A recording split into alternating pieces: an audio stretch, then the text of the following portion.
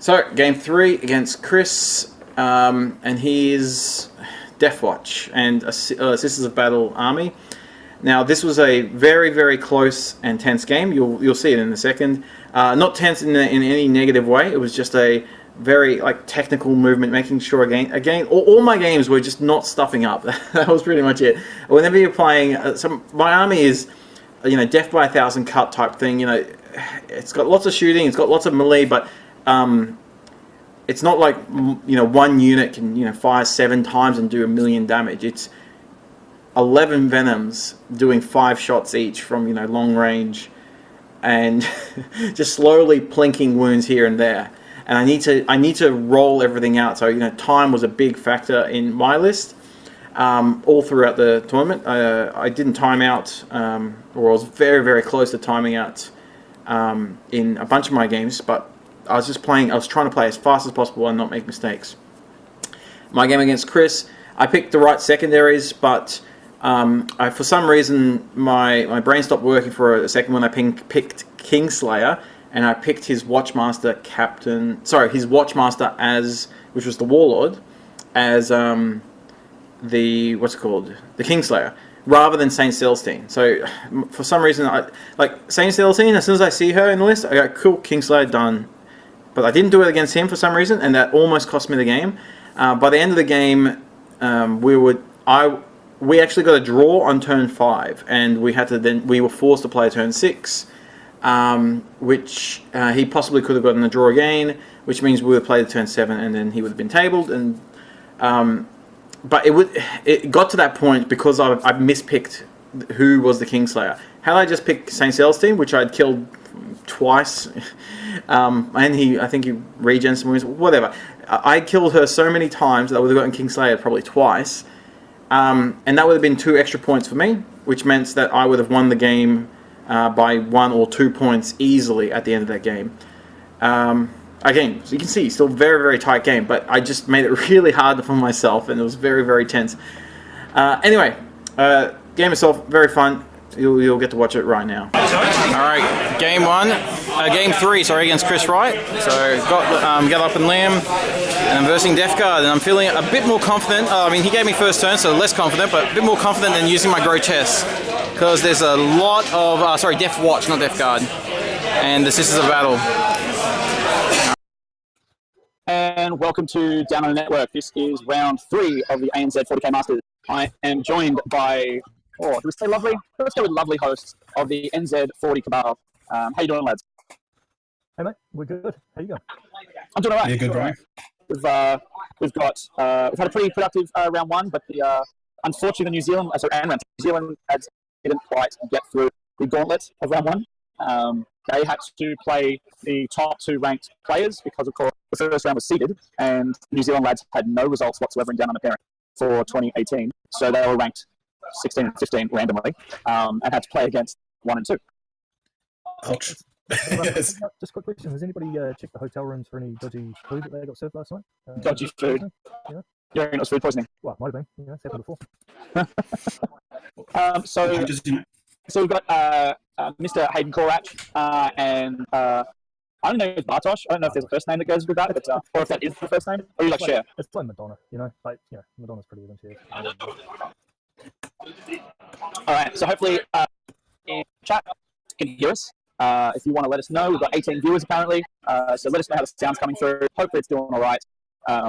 Simon, who just saw in the previous round, is running Drukhari. So as far as lists are concerned, we'll hammer through that one because we've watched previously, but obviously we've got some people that haven't watched this, but also in context, there might be some things worth talking about here.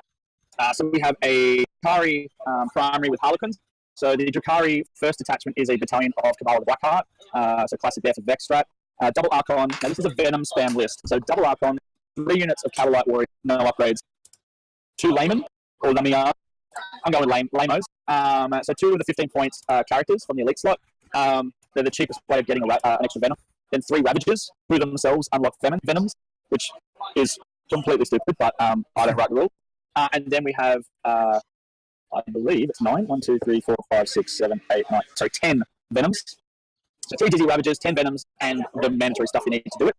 Then we've got a Cult of the Cursed Blade Battalion with double Succubus, and then 2, 4, 6 units of witches, all with a shard and impaler. Good tech choice there. A venom, and then we have a mixed or a vanguard detachment of Harlequin, so a troop master, double death jester. One of the death jesters is the warlord, and we have a solitaire with midnight sorrow, and it's got the Kegarax road. So that's the 3 damage weapon in combat. I think it's in combat, which is how he managed to plow through all those mega knobs. Pretty much, that solitaire took out 6 mega knobs in one swing in the last round. Brutal. It's a, What do you guys think of that list? it's a very interesting list with all those venoms in there. But I'm no Dark Elder expert. That's why Hayden's here. Yeah, it's I've never seen a list like it, to be fair, and I reckon it's pretty cool. It's definitely different and pretty hard to pin down and hit it, but it can also has that maneuverability to just control the board as well when it wants to. So pretty cool. I'm surprised he beat the Knights in that first round, to be fair, but It was 3. I guess he just had the tools there. It was 3 combat knights, and so basically he danced around for a bit, and once knight player had used all his command points, he then got up onto the second level of ruins, and the knight didn't have any CP left to do the grasping something stratagem, the bit that lets them hit people on the second level combat, and so he just stood there with his dick in the wind. Which, hey, you take 3 combat knight and you try and catch venoms. Good luck. Like every now and then you'll catch one and you will kill the living crap out of it, but then you're nowhere near anything else. Yeah, and he's sacrificing very little points to do that as well, which is I guess goes in his favour. So. Yep. All right. So the other list, which we are yet to see on the stream, is Christopher Wright Deathwatch. So Christopher Wright is from New South Wales. Simon is from Queensland. Christopher Wright has dominated the New South Wales scene. He went into Kang as the #1 ITC ranked player. He wasn't actually, like, there was a number of results that were outstanding, and before the end of Kang, those results were finally imported. But he went into Kang on the highest. Top job though, top job. So he's running Deathwatch with some system. So the Death Double Watchmaster, one of them has a jump pack. Then he's got veterans. Now veterans are an absolute bitch to read through an army list. So one pod has a Storm Shield Watch Sergeant, 3 Storm Bolter Storm Shield veterans, a veteran with a heavy, 3 Terminators with Storm Bolters and Power Swords, 1 bike with a Teleport Homer, and a Vanguard veteran. So basically you've got give 2+ armor saves and I think immune to morale. Once again, tools question coming through. Feel free to chat, guys. Yep. So I was perusing this list a bit before we started. It's an interesting list in that normally what you do with a veteran squad is you'd have a couple of bikes, a couple of veterans, and maybe a Terminator or something that you can split it off. So you can have 2 fast-moving scoring things. I think you can actually split it up so you can get 4 bikes out of it. You split the guys on foot one way, take the 4 bikes, which are troops. Then once they split off,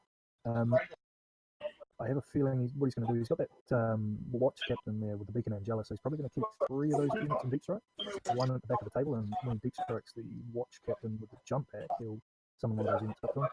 The interesting thing too is the sisters detachment. What do you think about that? Yeah, I actually haven't seen anyone play sisters with the new sisters, so I can't really comment on them too much. I'm guessing they're there for cheap bodies that are just going to pump out a lot of shots.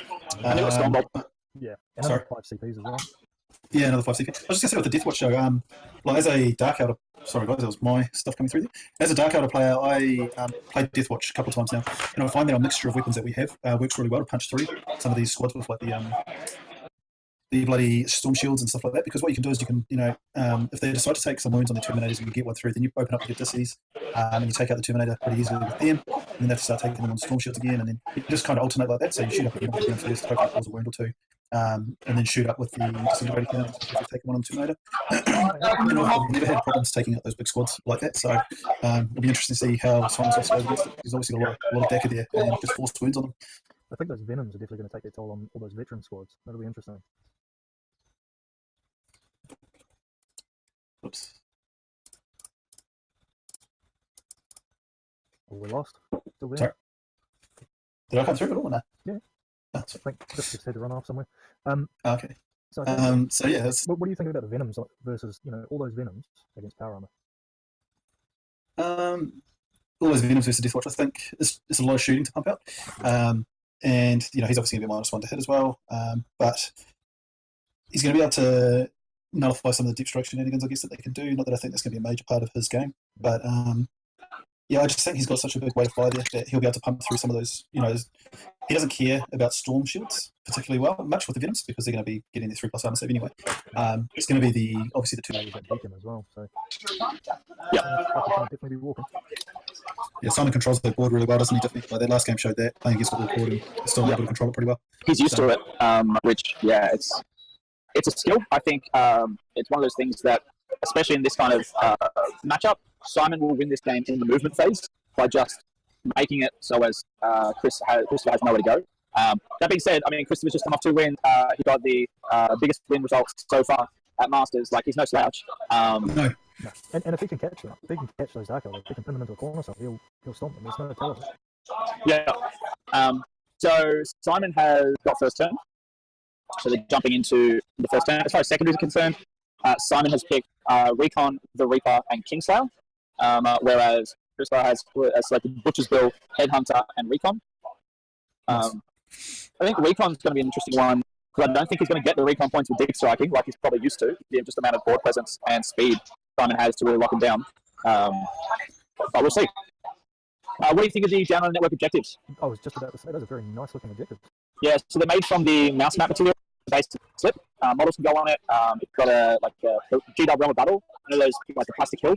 Yep. They're basically objectives just love to slide down and move around, and you end up having a blue tack. This stuff will hold on to dear life. And they look like they're the appropriate size that if you're touching it, you're within 3 of the objective.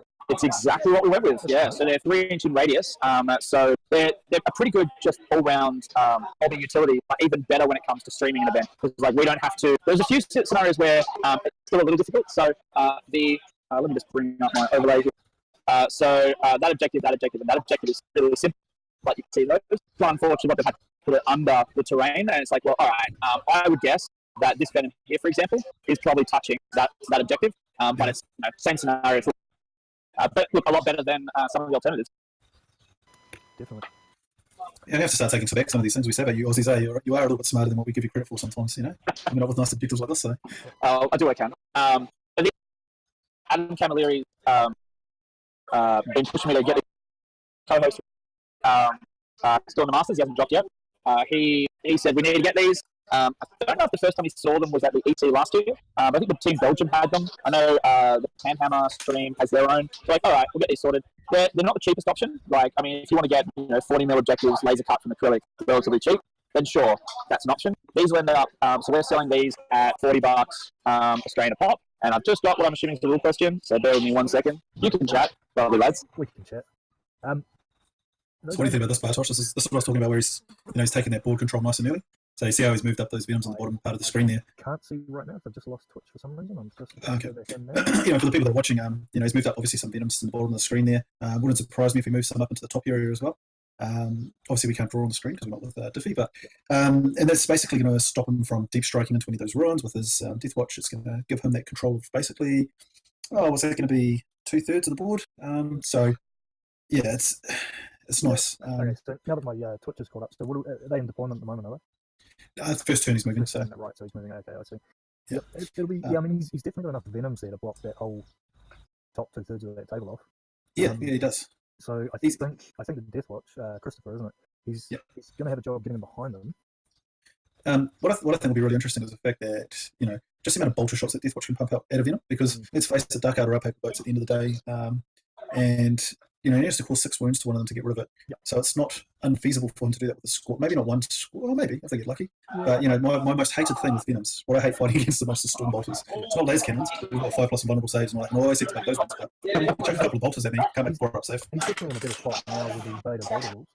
Definitely. Yeah, pumping them out. Definitely. I'm guessing you guys are using the rules for the bolters. We are using the big ITT tournament format, which basically says all beta rules are in play. We did put a date cut off on that because we had a pre-event list submission of, I think, 2 weeks. So basically the for example, have come out after the list submissions, so people aren't those rules. That's more of a timing thing rather than a beta or not beta scenario. Yep. I just had an interesting rules question come up, and I made the ruling. I'll stick with it. But just interesting on your 2 cents. So there's a guy who's got the Forge World batteries, artillery, and they come with gunmen, but the gunmen aren't actually part of the unit. And to target the gunmen, they have to be the closest enemy, visible enemy unit. So similar to a character, but they don't have the special rule. So can snipers still shoot them? And snipers specifically say that they can shoot characters even if they're not the closest enemy. So I had to rule in a direction that I thought really weird and said, nope, snipers can't shoot the gunners. Yeah, I'd agree with that because they don't have the character keyword. Yeah, I mean, it's stupid, but but I didn't write the rule. I'm just Good old Ford wheel. Yeah, Strokes again. they're so accurate with their rules. It's great. Yeah. Brought to you by the same company that bought you the Scorpion. You gotta stop getting your hate on for that one model. I hate that. I've killed it once though. That was enough. I sacrificed 1,650 points out of the 1,750 point army to do it, but I killed it. Not the best sacrifice ever. No. Man, this list is so quick. Yeah, I'm just looking at that. He's going to have 3 objectives already. Yeah, he's on 3 objectives already. I've just got some players complaining that they are too hot. So how about raining?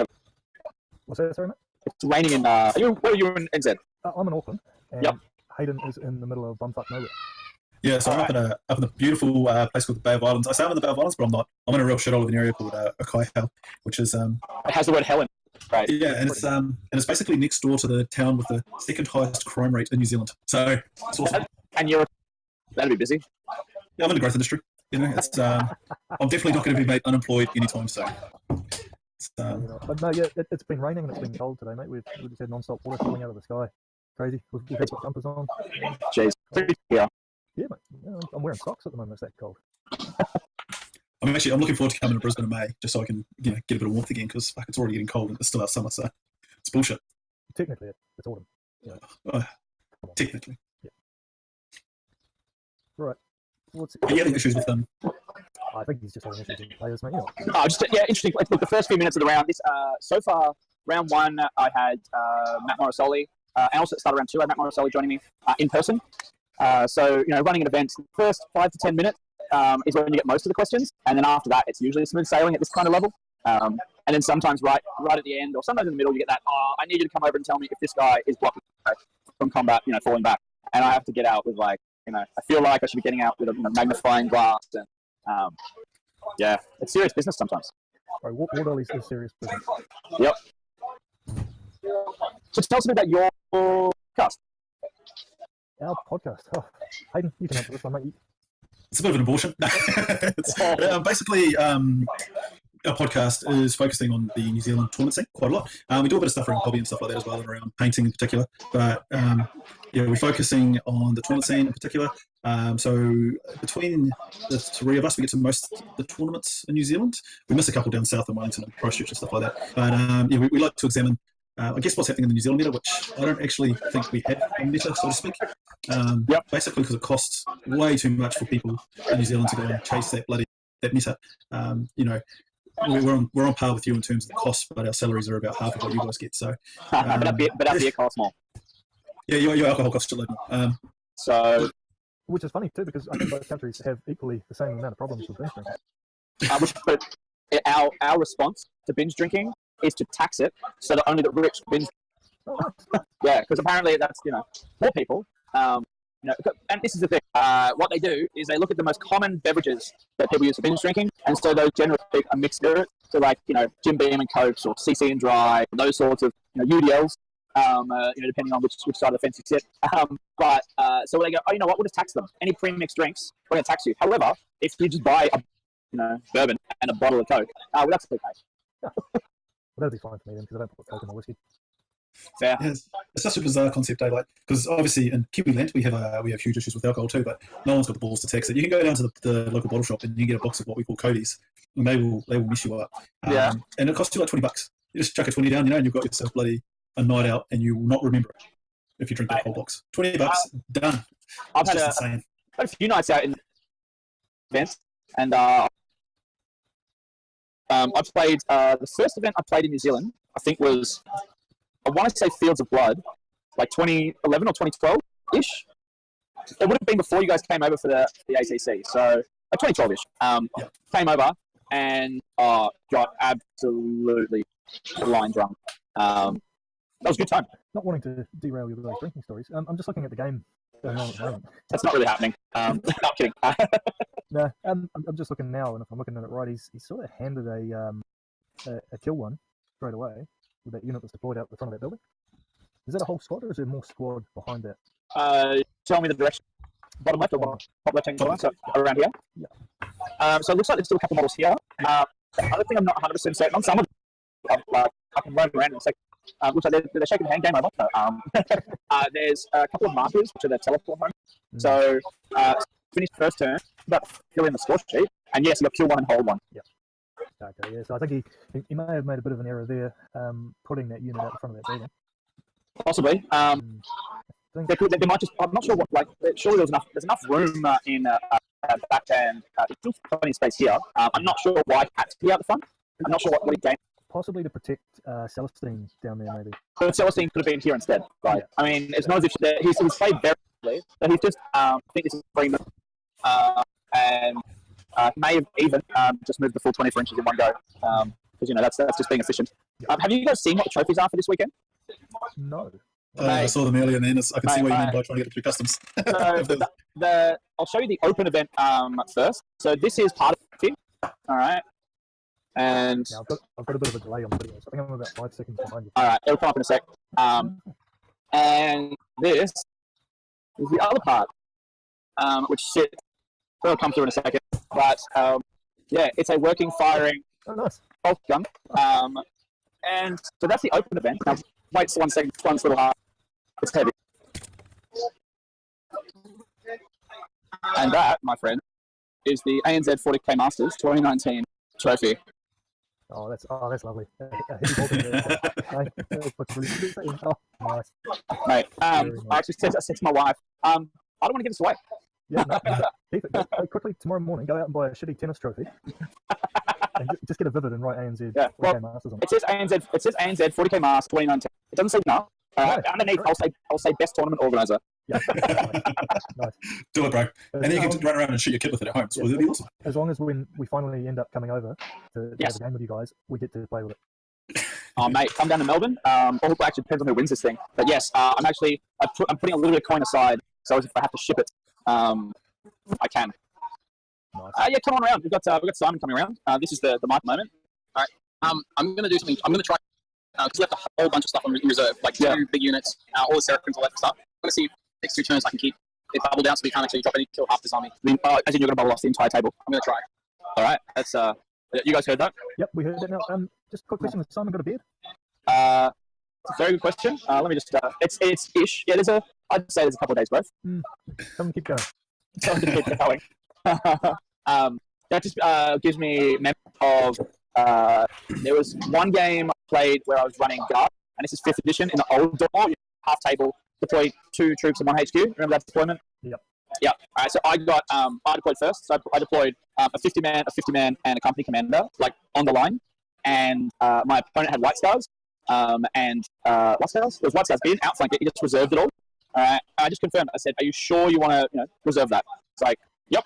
I'm like, no. okay. So turn 1, I ordered my guardsmen both squads to move. And then old school reserves, so nothing came out turn 1. Then in my turn 2, I ordered them to move, and I aligned to the board edge. Oh, you are. Yeah. That is mate, You're a piece of work, mate. A piece of work. What did you want me to do? Like, I mean, the guy, I warned him. I didn't specifically. I don't know what you're. Very, very clever move, but horrible person, horrible. If he had just 1 tank, all he needed 1 tank. He would have been okay. He could have tank on, and made a bit of a gap. But he didn't. He had nothing but bikes. I'm like, yeah, unlucky. I had another mate. This is the Grey Knight list of 5th edition with the old that you can't deep strike within 12 inches of this unit. And he played against a demon player, and he had interceptors. And so turn 1, he did the teleport jump on all the interceptors, ran around, and the entire board was warp break at the end of turn 1. And he said, "Good game." So turn 1, this was 5th edition. So turn 1, half the army died, and turn 2, he had to hope that the guy failed the warp break, which he didn't. And then it was a really weird scenario. Big shout out to Simon's family who are watching this on their TV, I think in the living room. So Simon's wife, kids are watching this, and they've just said, I'll watch my piece of cues in. I've warned Simon that there's a mature on this channel. Yep. Look, yeah, I mean, so far we haven't been too expletive, but it is what it is. So they said they want the trophy. Bring home the trophy. So I can just see it. He'll come, and his kids will take it, and just we'll never see it again. I can imagine mum and dad running around in the house. Mate, I had to Stop shooting your sister in the eye. This was on the counter. So the big one does work, but the batteries are doing weird things for me. So I've got to get a screwdriver out. It takes 6 D cells. That thing's heavy. And, Right. yeah, I don't even know D cells. No, anyway, whereas the other one has these little ones. So I had that on the bench, and of course, every man and their dog grabs it and just shoots it. And then I am then the dad running around picking up all the Nerf bullets. Jeez. Well, I'm glad you pointed out that was his kids in the chat. I didn't realise that. I thought that. Yeah. Well, funnily enough, Simon's nickname is Dad in the Queensland community. Actually, outside that as well. He is pretty much known for organising a lot of the lads. So, like, when the Queensland team for ATC goes anywhere, pretty much Simon has to organise it, has to organise flights, organise accommodation. He has to be their dad. And Simon's lovely wife, Sonia, definitely better half, who's watching right now. I think on the Twitch chat for her login, I think it's ETC Australia Mum, like that. Yeah, because she went to the ETC with the Australian team last year. This is sorry, just going back to the game for a second. This is where I think, a classic example of Bolter's just taking a part of Venom. I think we can see that here. Yep, there's enough guns to probably. Yeah. I was saying before, if you like, people can shoot las cannons at my bloody Venoms all day long, or even what are those bloody volcano lances on the Castellan? Go for it, shoot it. Yeah. You're not going to do anything, but you shoot me with your bloody storm bolter. Here we go. It's big trouble. I think the question will be: can he kill enough Venoms before he loses all his bodies? Because he's out in the open right now. Yep. And he looks like Celestine's going in for the charge. Obviously, not going to get Overwatch, so it's not bother. I don't think she'll be able to make that charge, and I'll tell you why. She. Oh no, she can go through the wall. Yeah. What do you reckon that is? Looks to be about. I think he's going to need a 10 to make it. You know what? I'll roam. I'll have a look. You won't see my pretty face, but you know what? I'll have a look. Jesus. I reckon 10, Hayden. What do you think? No, I reckon it's going to be close. I'm going to go with 8. Yeah, 8 inch. I'm trying to look at the bases on the other side there and try and gauge that. But did you ask your wife how far 8 inches is? Because I know you have to do that. About 9 inches. Celestine. 7-inch charge. Seven. Well, it means the distance is just probably B's dick under 8 inches. Yeah. I guess. So I guess that makes Hayden. Hayden was probably the closest there. Yeah. Well, look, I do. Let's go back to the days before pre-measuring, boys, and I'll be back in my element. Mate, the good old days, especially with like stuff.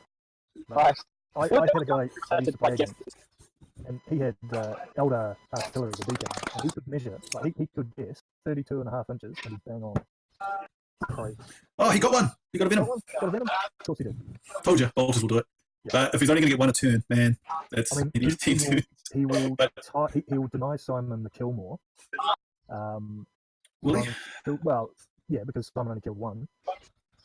Yeah, mind you, he's got a lot more stuff to come in, doesn't he? So it'll be interesting to see what Simon's damage output is next turn. I think what he's going to do, it looks like he's just going to push that centre. He's going to just charge straight up the centre, start getting units, and spread out some more wings. I'll start chucking witches into those Deathwatch teams up there. Yeah, he's definitely not going to get behind him, though. If he's not careful, what Simon wants to do, as he came over and mentioned, basically you'll have a number of Venoms, like these ones at the back. What they'll do is the start of Simon's turn 2, they'll all drop their load, and they'll just kind of zone out the space they need to. The Venoms themselves will then move up to there-ish. They're very accurate drawing there. All the Venoms in the middle will probably drop their load and move here. The Venoms will then keep going, and you'll have a couple of these Venoms that just advance. And he'll take up the whole board, and come turn 2, Chris won't have any space to deploy a deep strike unit, and then he'll do it again turn 3. Yeah, which is why I think what he's going to do is he's going to just keep pushing up that centre road and feeding his deep strike units in slightly behind his units that he's pushing forward. Like a scrum. That's a scrum, isn't it, Hayden? Hey, it's a Kiwi sport. Yeah. Yeah, for the only when the Aussies are doing absolute shit at it, which at the moment they're actually not doing too bad, but yeah. Did they get up in the beginning? All right, so Celestine just took out another Venom. Yep. Yeah. So he's got Killmore. He's definitely got Killmore this turn. How many objectives in this game? 4? 4. Yep. So Simon. So the scores have gone in. Yeah, Simon's entered. The scores have been entered. They both got 3 points for primaries. So Chris got kill 1, kill more, hold 1, and Simon got kill 1, hold 1, hold more. Simon got 1 recon point.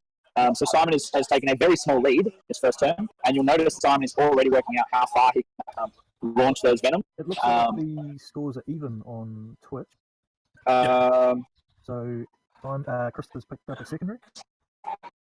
He would have got so he would have got Butcher's Bowl killing 2. Killing 2 units. Yeah, you're right. Yep, sorry. I had to refresh one of the screens. Butcher's Bill was secondary. I don't know if he goes like Chris or Christopher. Signed up as Christopher, so I don't know. If it's like me, I sign up as Joshua, but call me anything you want. I don't care. Oh, we do, mate. We do. Yeah. I bet Christopher's like his the name he gets called when he's in trouble. Christopher. Yeah, Wrong better. you know you're in trouble when you get the full name, right? Mate. Yeah. Speaking of names, so I'll answer your question from before. I forgot to answer it. So my Bartosz is my last name. Yes. So my first name is Andrew, but nobody uses it. Mate, Oh. my first name is Josh or Joshua. My last name is Diffie. I don't really get called, like sometimes people call me Diffie, but I get Diff. I get Diff stuff. I pretty much get anything but my name. Yeah. As I said, I don't care. What my missus calls me, mate, and that's the word that you told me I'm not allowed to say on Twitch. So. Good times. Yeah. Life of a war game, mate. Tell you. All right. Cool by the last names. I'm glad people don't call me by my last name because no one pronounces it properly. So actually, you do a pretty good job with it, Duffy. I must say. Korach. You doing all right? Sorry, say again. Korach. Yeah, there we go. It's pretty good. It's with a ch at the end, right? Yeah. Yeah. All right. It's a beautiful deli name. It is. Bartosz, you know, those delis are a beautiful, beautiful specimen of humans. Handsome people. Yeah. And modest. So humble. Stay humble. Stay humble. That's how we do. So let's see if your prediction here is right to with what he's going to do. It's looking like it so far. Look, I think what Simon needed to do, which I think he did, but not 100% certain, because obviously, you know, we don't. He measured stuff, I don't know for certainty, but he measured this one. And I just don't know how far with the advance. How far does the Venom move? 6, and then you can use the Stratagem to go an extra 8. Oh, sorry, 16, and then a Stratagem to make you 8. So yeah. So 22, like 22, right? Yeah. If he pushes it down that way. I mean, this one's probably the closest to be able to do it, but I don't think far enough. Look, we'll see. He's definitely zoning out. That's a no-brainer. So it could be. I think he's going to struggle to stop Chris getting anything down, but he should be able to stop him getting anything outside of right there. Like he'll have to kind of deploy here or here, I think. Yeah. I think if I was Chris, I would probably leave my deep strike until turn 3. Try. I know it's a bit risky, but you'd almost want to try and clear out a couple more Venoms. Problem is, Bartosz, is that you can just drop those units down, and you can use them instead of the Venom. So you can just drop your 5-man squads down to block out areas. The units aren't quite as maneuverable. I'm just looking at the board now. I'd say Celestine's about to cop a couple in the face. She's bottom sort of middle area, I think. Yep. So I think she's done this turn. Now, in the new rules, do you know if Celestine still gets back up? Yep. She does. Okay. Now, what's the rules on her getting back up? Is it like it used to be, where she could get back up anyway? Oh, I have to grab my Because if she does, that could get interesting. Yeah, I don't have my book on me, but yeah, I can't answer that one, unfortunately. I might do a bit of research on that because I have everything on my computer. I'll have a look. I think the issue here is that he's gonna those Ravagers are gonna start taking some chunks out of that those squads down there. Yeah. He hasn't finished movement yet, has he? No, still moving. Looks like. So what are you looking for? Chapter approved, isn't it? The latest one. Yeah. 2018. Oh, I can hear the wife yelling at the kids already. Oh, it's about to kick off. Oh, get that mute button ready. Is there any more? Why don't you tell people a story, Hayden? Tell them a story. Yeah, I don't know. Tell them something interesting other than dead air. Or maybe after listening to us for the last half hour, they might want some dead air. They probably realise that we are not that interesting, and well, have all zoned out. Yeah. Absolutely. No, well, we had Simon was obviously part of the Queensland team. We went to ATC last year with the New Zealand team. That unfortunately didn't go so well. Who captained that team, Hayden? Yeah, that was me. I captained that team. Also captained the team this year. So how about you watch us this year and let's just forget about last year. But one of our closest games was actually against Simon, and he was playing Harlequins. I can't remember if he had Dark Elder mixed in with it, but he was playing Brendan D, who was using Dark Elder or Drukhari. And basically, so that's ETC mission, so it's a bit different to ITC. And they're Nostrum cards. And from what I understand, in one turn, Simon got if you hold all objectives, you get D6 victory points. That card. So he got that card and he achieved it, which you can do fairly easily with like an army like Harlequins. You know, they're so fast moving. But then he also had Supremacy, so there's another D3. And then he also had, I want to say it was a secure, but it was a 1-point type objective. And he got 10 victory points in one turn. 10 victory points. So it basically came down to the fact that Brendan had to wipe him out to get the one. Because if you wipe someone out in that edition, you got a 20 0. And he got him down to one model. But they ran out of time to play the last round. So we couldn't kill it. So we would have got a 20 0 win over him, but just couldn't quite do it. I've got an update on the Celestine situation. Yep. So she gets back up, but no longer gets up how she used to, wherever she wants. She can only get up, as close as possible to her previous position, but more than 1 inch from an enemy model. Right. Mm. Right. So she's going to be getting up roughly in that area, which is pretty much the same. so those models that are, can you see those three models, Bartosz, to the left of Celestine? Those are Simon's, aren't they? Yes. So he's kind of... They were the ones that came out of the... Mate, rules question, doing my head in. This one, all right. So here's one for the chat and you guys. Flyers. Flyers have in there, no, they're not all the same, obviously, but the Dark Elder ones. Hey, did you play any of the Dark Sorry, bro. Do you play any of the Dark Elder Flyers? Well, the three that are over there at the moment with in the one. So. All right. So in their rule, it says at the start of the, it says when you move them, first you pivot them up to 90 degrees. Mm-hmm. The question I just was asked is, do they have to pivot or can they just go straight? Well, you can just pivot half a degree and move straight. Well, no, but the thing is when you go, the argument is, do you pivot half a degree and then like you actually haven't gone straight? Like, anyway, I've ruled it that up to includes 0. Like, yeah, well, that's what that was going to be my second point. Was that if you were going to say up to, then 0 is up to, up to 90. So yeah, no. And because I mean, I guess the other argument would be, like, effectively, I'm going straight, or I'm pivoting 0.000000000 repeated 1 degrees, which is fucking straight. Yeah, exactly. Just slap that person, bro. It's, No. All right. So basically, long story short, the player asked the question in another event. I think it was the New Zealand Masters. No, New South Wales Masters. Sorry, New South Wales Masters was running flyers, and he was told that he had to pivot at least something. Okay. So he's like, well, that's what it was ruled against me. So I want to know what's the ruling. I'm like, that sounds pretty shit to me. Basically, I went to Simon and Chris's game. Both of them have played flyers before. Neither are playing flyers this weekend. I'm like, how would you rule this? And they're the same. It's like, no, you don't have to pivot. Yeah. I've never come across that. So. Yep. Yeah. Interesting. Mate, It's funny the way how different rules get interpreted in different ways in different areas. Yeah.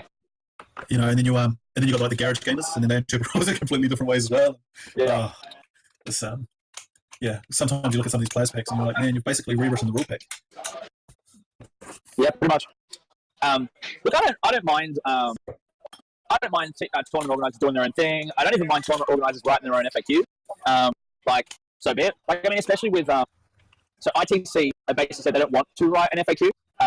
That Games Workshop have lifted their game enough. This is me paraphrasing, but basically, Games Workshop have lifted their game enough that with FAQs, it's like, well, there's no point us doing it because we'll do it, and in a month it'll be fact, so whatever. But there are still a couple of rules here and there that have been just, the forgotten child kind of thing. Definitely. Yeah.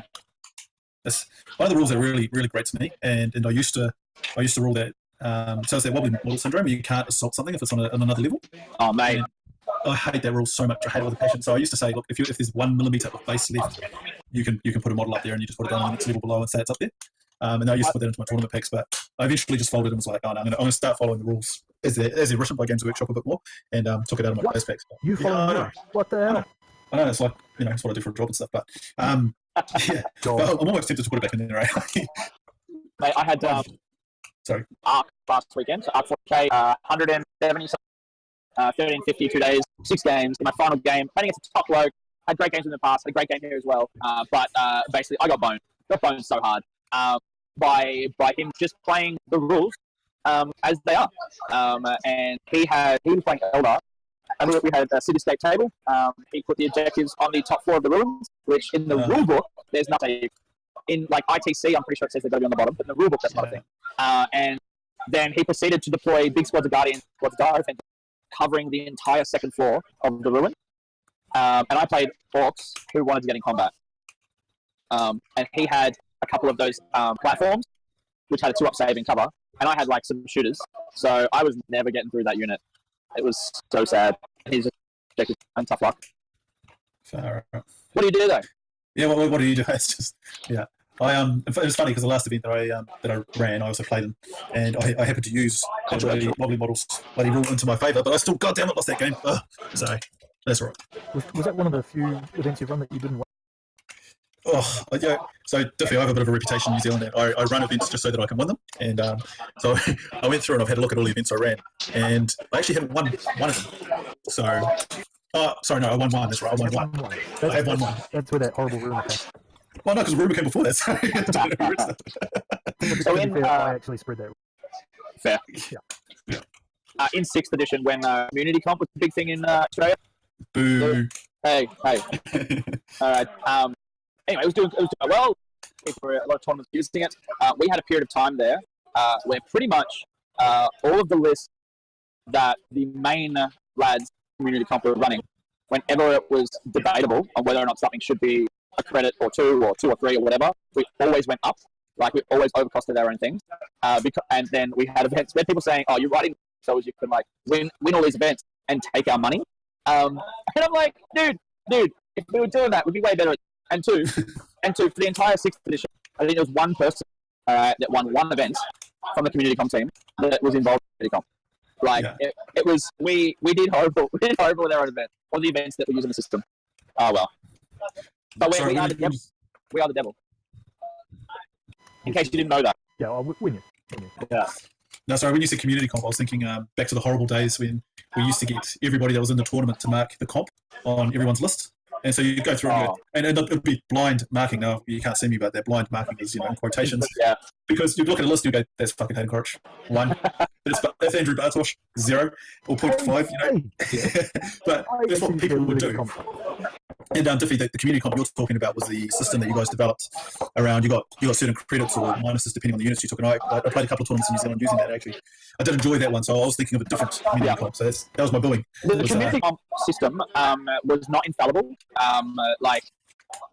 But no comp system is. Like you do a panel system. I guarantee you, let's get through the panel. Some will get hit harder than they should. Some will get through that should. The only difference is you know what score you're getting beforehand. And as a TO, this was the biggest thing. As a TO, you could say, not my problem.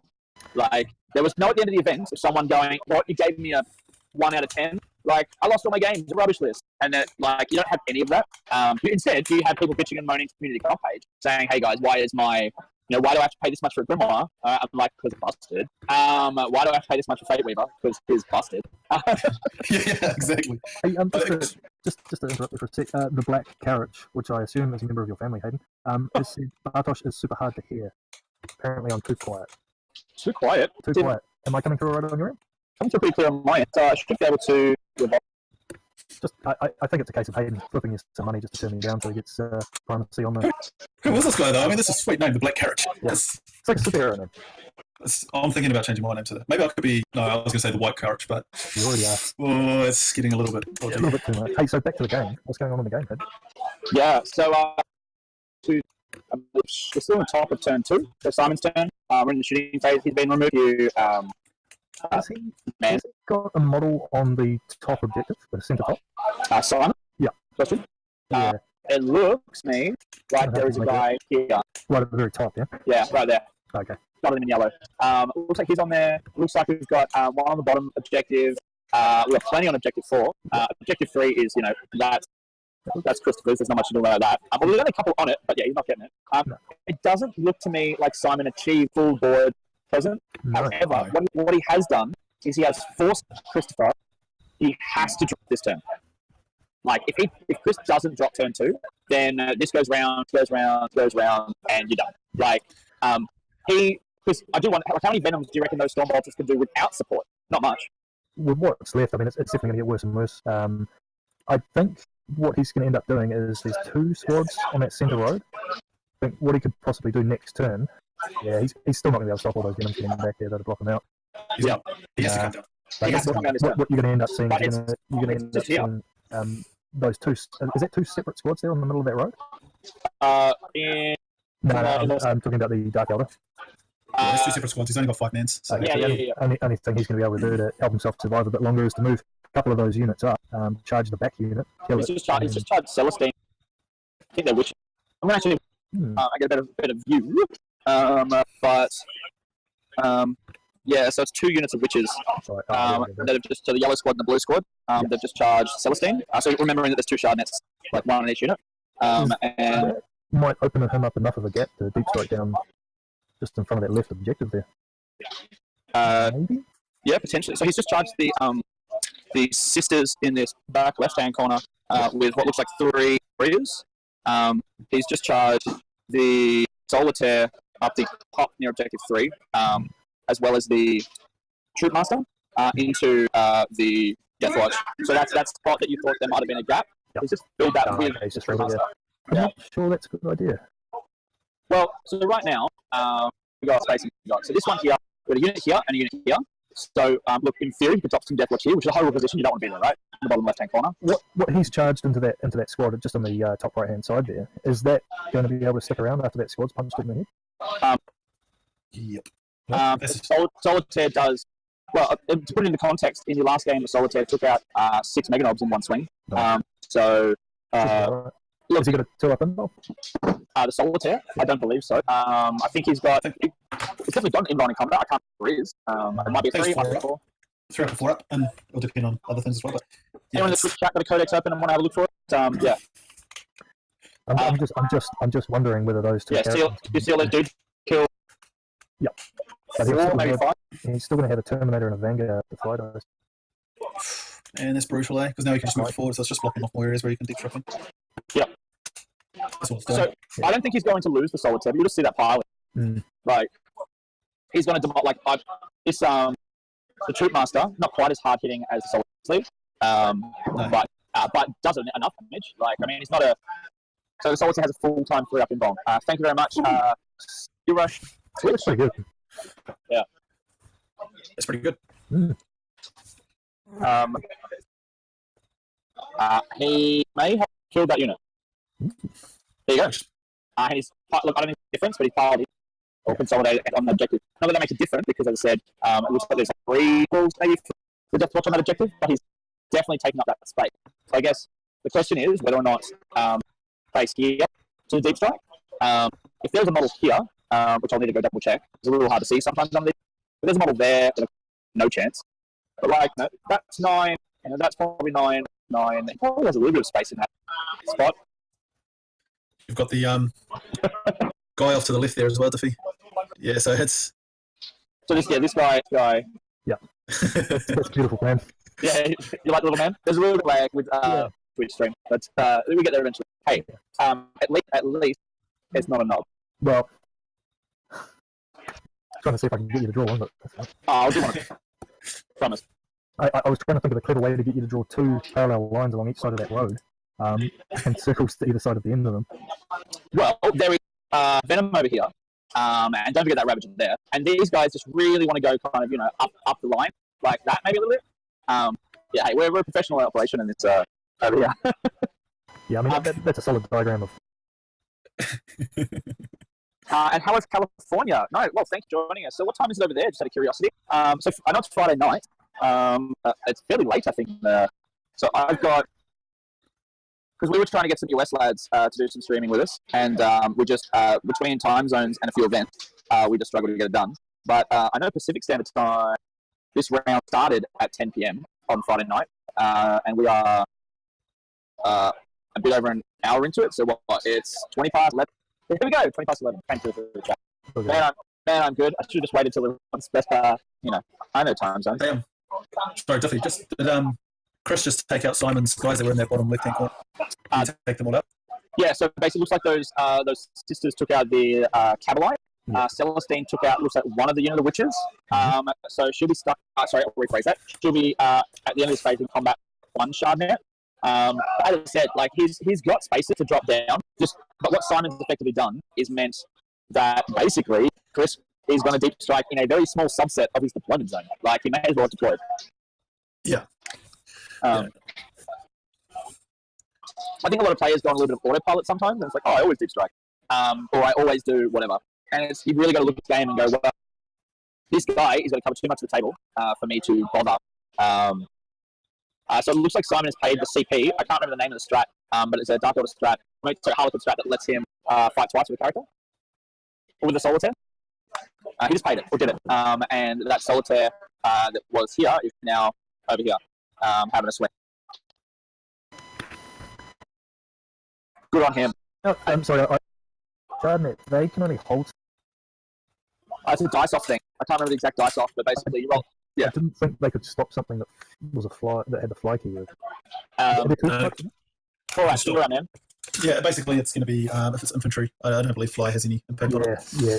Sorry, I was thinking about my custodes bike, so they can't be held, but because she is infantry and a fly, she can be held. Yeah. And War Dancers, thank you once again, Serious Twitch. We have a really Harlequin player on the stream with us, all the way from California. Once again, thank you for joining us on this Friday evening, Saturday evening for us, and Saturday midday or afternoon for WA. And we're also going to try and get some English lads on, but unfortunately, it's the middle of the night. And there was no commitment. That's wrong here. For this unpaid gig. Yeah. Mate, that Solitaire's gone. Solitaire's gone. Maybe overcommitted there, you reckon? Oh, sorry, did the Solitaire just die? Yeah, Solitaire just got taken out. Wow. I didn't expect that, to be honest. Yeah, it's, did he have a CP reroll to fail to say time. Oh, you wanted to go with the Solitaire? To fight again. Oh, so that's how you fought again. Okay, interesting. I CP reroll a successful save. Okay, so that's, interesting. I'm assuming you heard all that. He saved the Solitaire, and then he CP rerolled it to die, and died.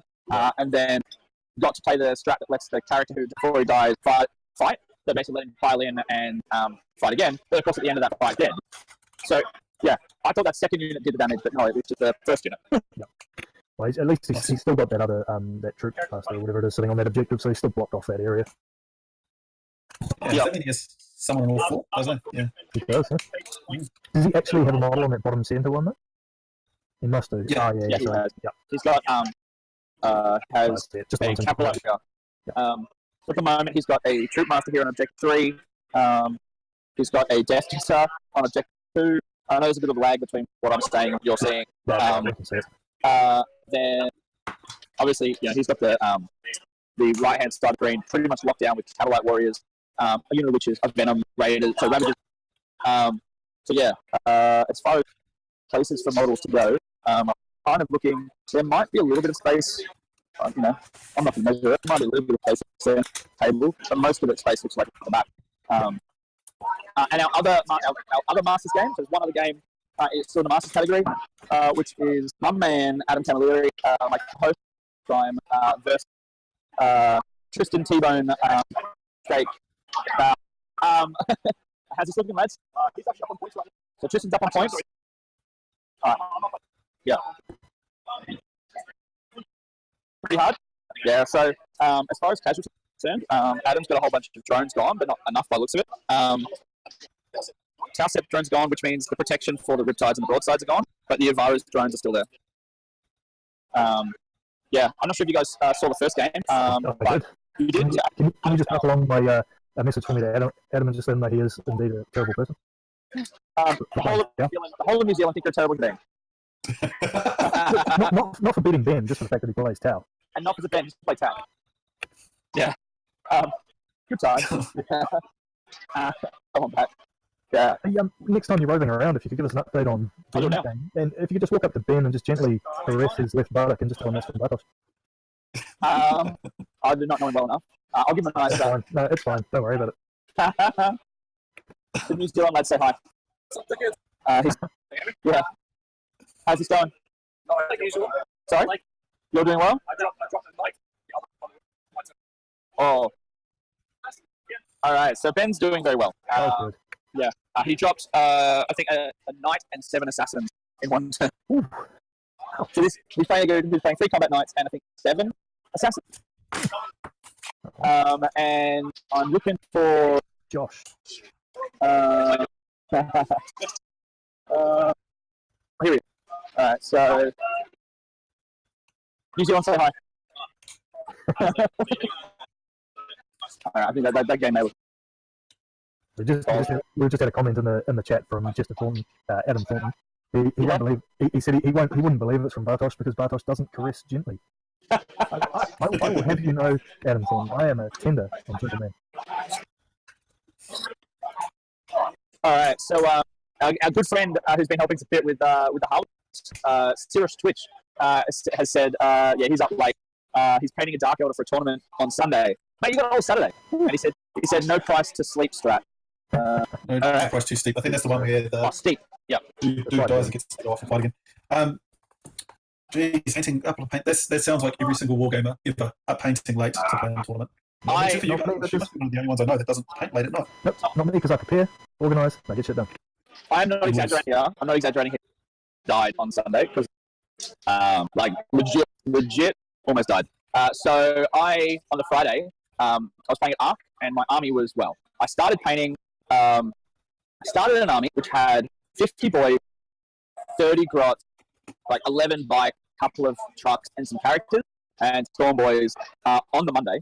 And on the Friday, I didn't go to bed. So at 7:30 in the morning, I'm like, that's going to have to be good enough, and I'm going to the event. Sunday night, I'm absolutely exhausted, driving home from Mark, and I pretty much fell asleep at the wheel. Yeah, and I came, like, I was like one of those micro sleeps and that's like this. I pulled over and had a power nap, which went for an hour and a half. Those are the best power naps. Nice. I messaged my wife and said, look, and I'll late home. I'm sleeping on. Yeah, it did that. I didn't get home, which look, I that week I got in favour with my wife because I was basically useless. We have a 1.5-year-old son, and I was a useless parent that week. Pretty much got home, started painting, and yeah, she wasn't overpressed, and rightfully so. Maybe if I was like Bartosz and just got my army done in time, things would be different. Hey, if everyone was like me, mate, because we'd all be playing Space Marines. And the game such a balance, Bobby. Hey, but it would be balanced. No, I used to do a lot of on-call work back in the day when I was younger, and instead of stopping on the side of the road, I was an idiot. I just used to power through, wind the windows down in the middle of winter, and turn the stereo right up. Yeah. You're still here? Look at that. Yep. I very nearly wasn't several times. It's definitely a better idea to pull over and sleep. Save the communities together, right? Got another rules question. 1 sec, lads. Keep going. Yep. So I suppose we should look at the game. What's going on, Hayden? Looks like we in... Yeah, it looks like he's deep trucked in with probably everything. Where's he coming? In that back he's come down that bottom left corner there. But he's also chucked some stuff up in that top right, top left corner as well. What do we have? There's 7-5 on the score. There's only 2 behind, I think. Yeah. But we've still got his turn to go. I would say he's going to clear out that squad that Celestine's in combat with, possibly push on to that objective. He's got that left-hand objective, so he could even think up. Possibly how many units did he lose last turn too? Yeah, unfortunately for Chris, Simon's done a really good job at stopping him from getting those recon points. So when you look at the secondaries, we're up to turn 3 already. I don't think he's got any recon yet. So there's a secondary that could almost be wasted for him. So I don't see a way of, look, there might be space in this kind of corridor where he might be able to get models into the top right-hand corner, and Celestine might be able to get in this bottom right-hand corner. But recon, so we're at the bottom of turn 2. So Chris, obviously Simon went first, so Chris is going into his turn, and Simon got kill 1, hold 1. Simon's on 2 recon points. So yes, he's taking a little bit of lead. I think it's fair to assume that. How many units did Simon kill in his turn? That is a very good question. I am not sure. Pretty sure but he lost units in his turn as well. So the end. I don't think he's going to kill more. No, Chris will get kill more. Chris will get kill more. Chris will get not killing anything. And he can possibly even it up so that neither of them get hold more. Possibly. It'd be a. Look, he's got some sisters down the bottom left-hand corner. They could try and charge in and get involved in that objective. Definitely an option. I would say they're going to try and push through between the existing combat and between the Venom and try and engage that small squad that's just touching the objective there. They should probably do that. So I'm not, once again, less familiar with all the different the change of the beta sister rules. So can Celestine still use her active faith data return to fight like she used to? I had it up before. I'm not sure if she can. I think only get that now. I think they're very specific about it. If she can fight, she can potentially clear those witches just by hitting it. And then move. Well, he's already into his turn, so I'd say if he was going to do that, he would have by now. Yeah, true. But I'm not too familiar with how the new active faith work. But I'm sure they have some Elder-like shenanigans up their sleeve. Yeah, I think they're doing alright. I think they got weakened quite a bit.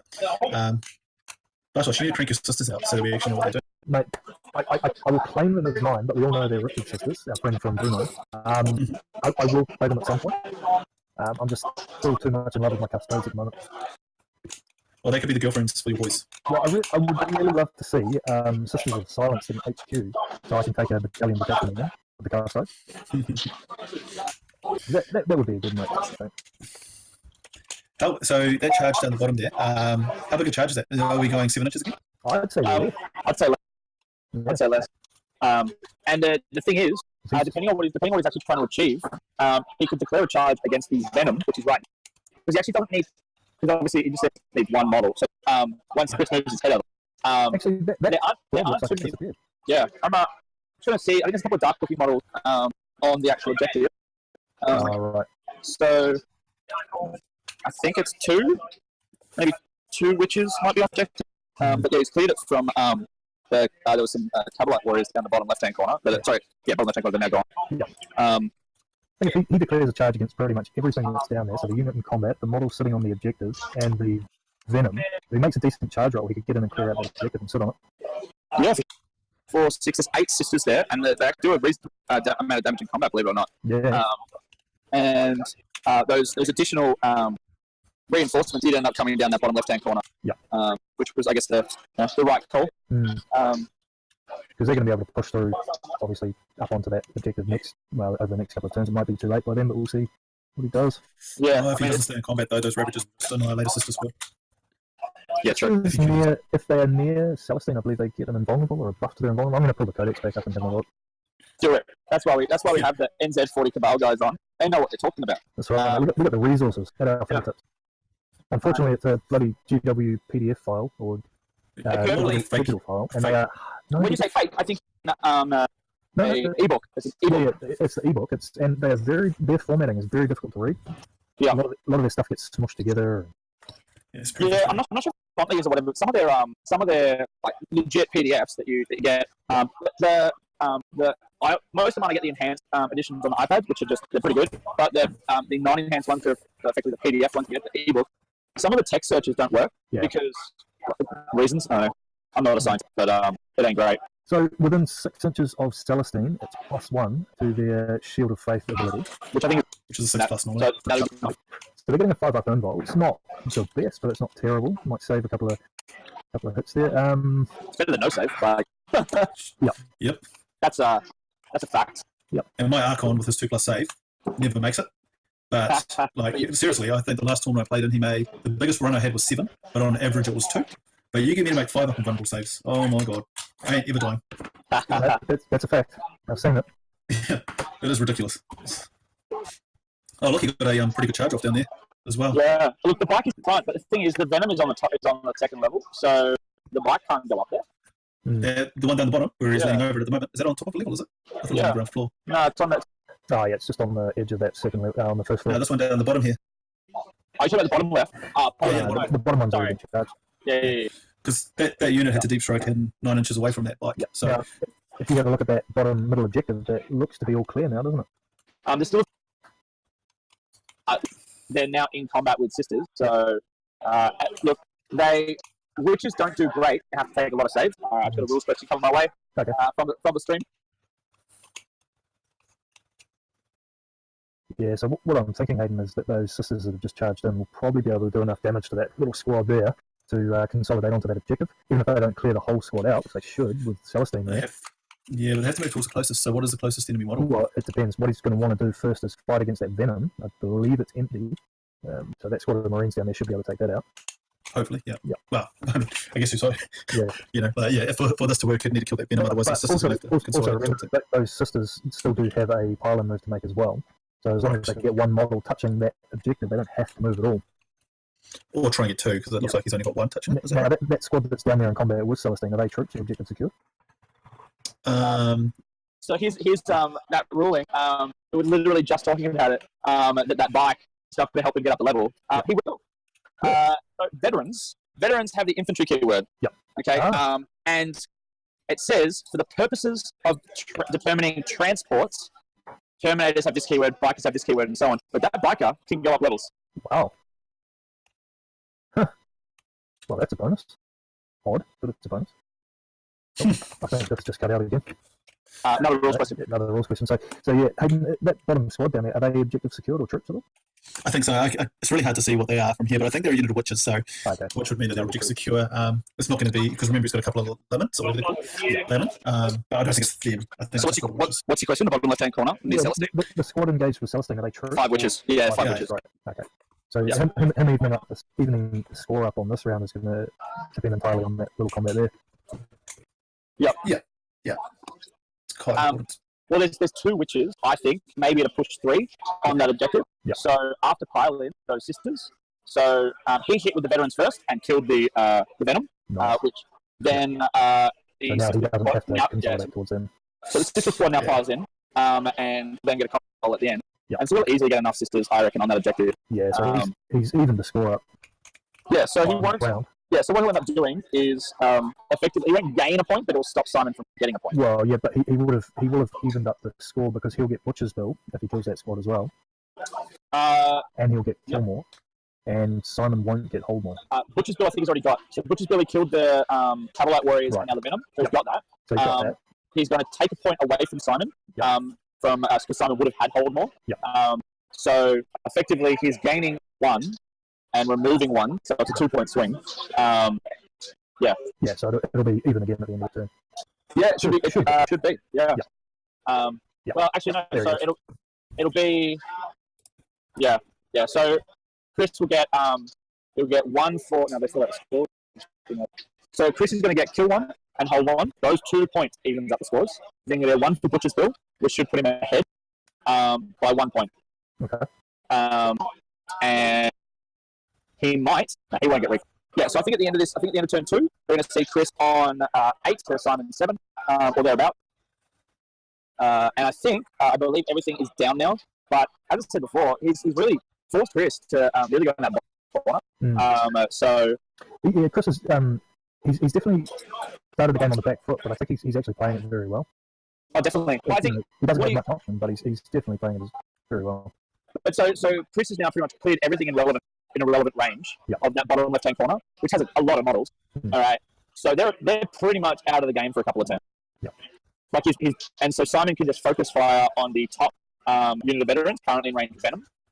And if he was to, with his whole fire base current on objective 4 on the right-hand side, to say a whole fire base and move that further up, he can focus fire that unit in combat with the Venom, delete it, and suffer no repercussion. Like he could quite comfortably get hold kill 1 and kill more in turn 3 for Simon, and Chris will just get maybe hold 1, maybe hold more, but probably not even hold more. Like, yeah, it's gonna be a big swing. It's close. Yeah, look, I think turn 3 is going to be a big one, and we're jumping into turn 3 now, I think. Yep. Yeah. So he's actually up by 4 points. Well, Simon's moving, but they haven't entered. Skills. No, it's just refreshed slowly. So 4 points. Actually, you're right. So 11. So we've got 1 for Butcher's Bill. You've got 2 for Headhunter. There's the additional point. And you got kill 1, kill more, hold 1. So that's pretty brutal turn 2 for Chris. Yeah, it's a good turn for him. Good turn for Chris. Taking a 4-point lead means the fact that bottom left-hand corner isn't killing anything for a while. Probably isn't. Not as much of a factor as it would have been. Yeah. It's at least brought him a bit of breathing room. Yep. So we have in the chat we have Forge NZ. I'm assuming I'm going to take a stab here. It's from New Zealand. It's a good game. I mean, you come to this channel for the bold calls, but yeah, I'm fairly cool. That's a bold call, come. Yeah, and in the Beast from the East, number 9. I really wonder if there were 8 other Beasts from the East.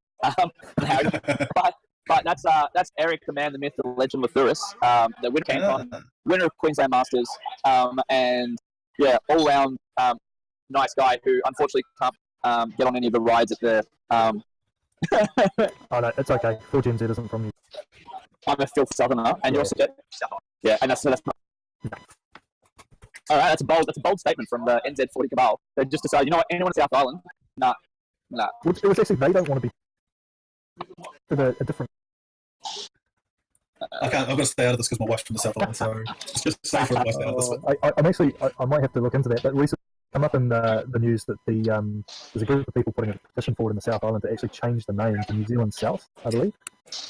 Really? Oh my God. Yeah. That wouldn't surprise me. This is the sort of thing you expect from South Islanders.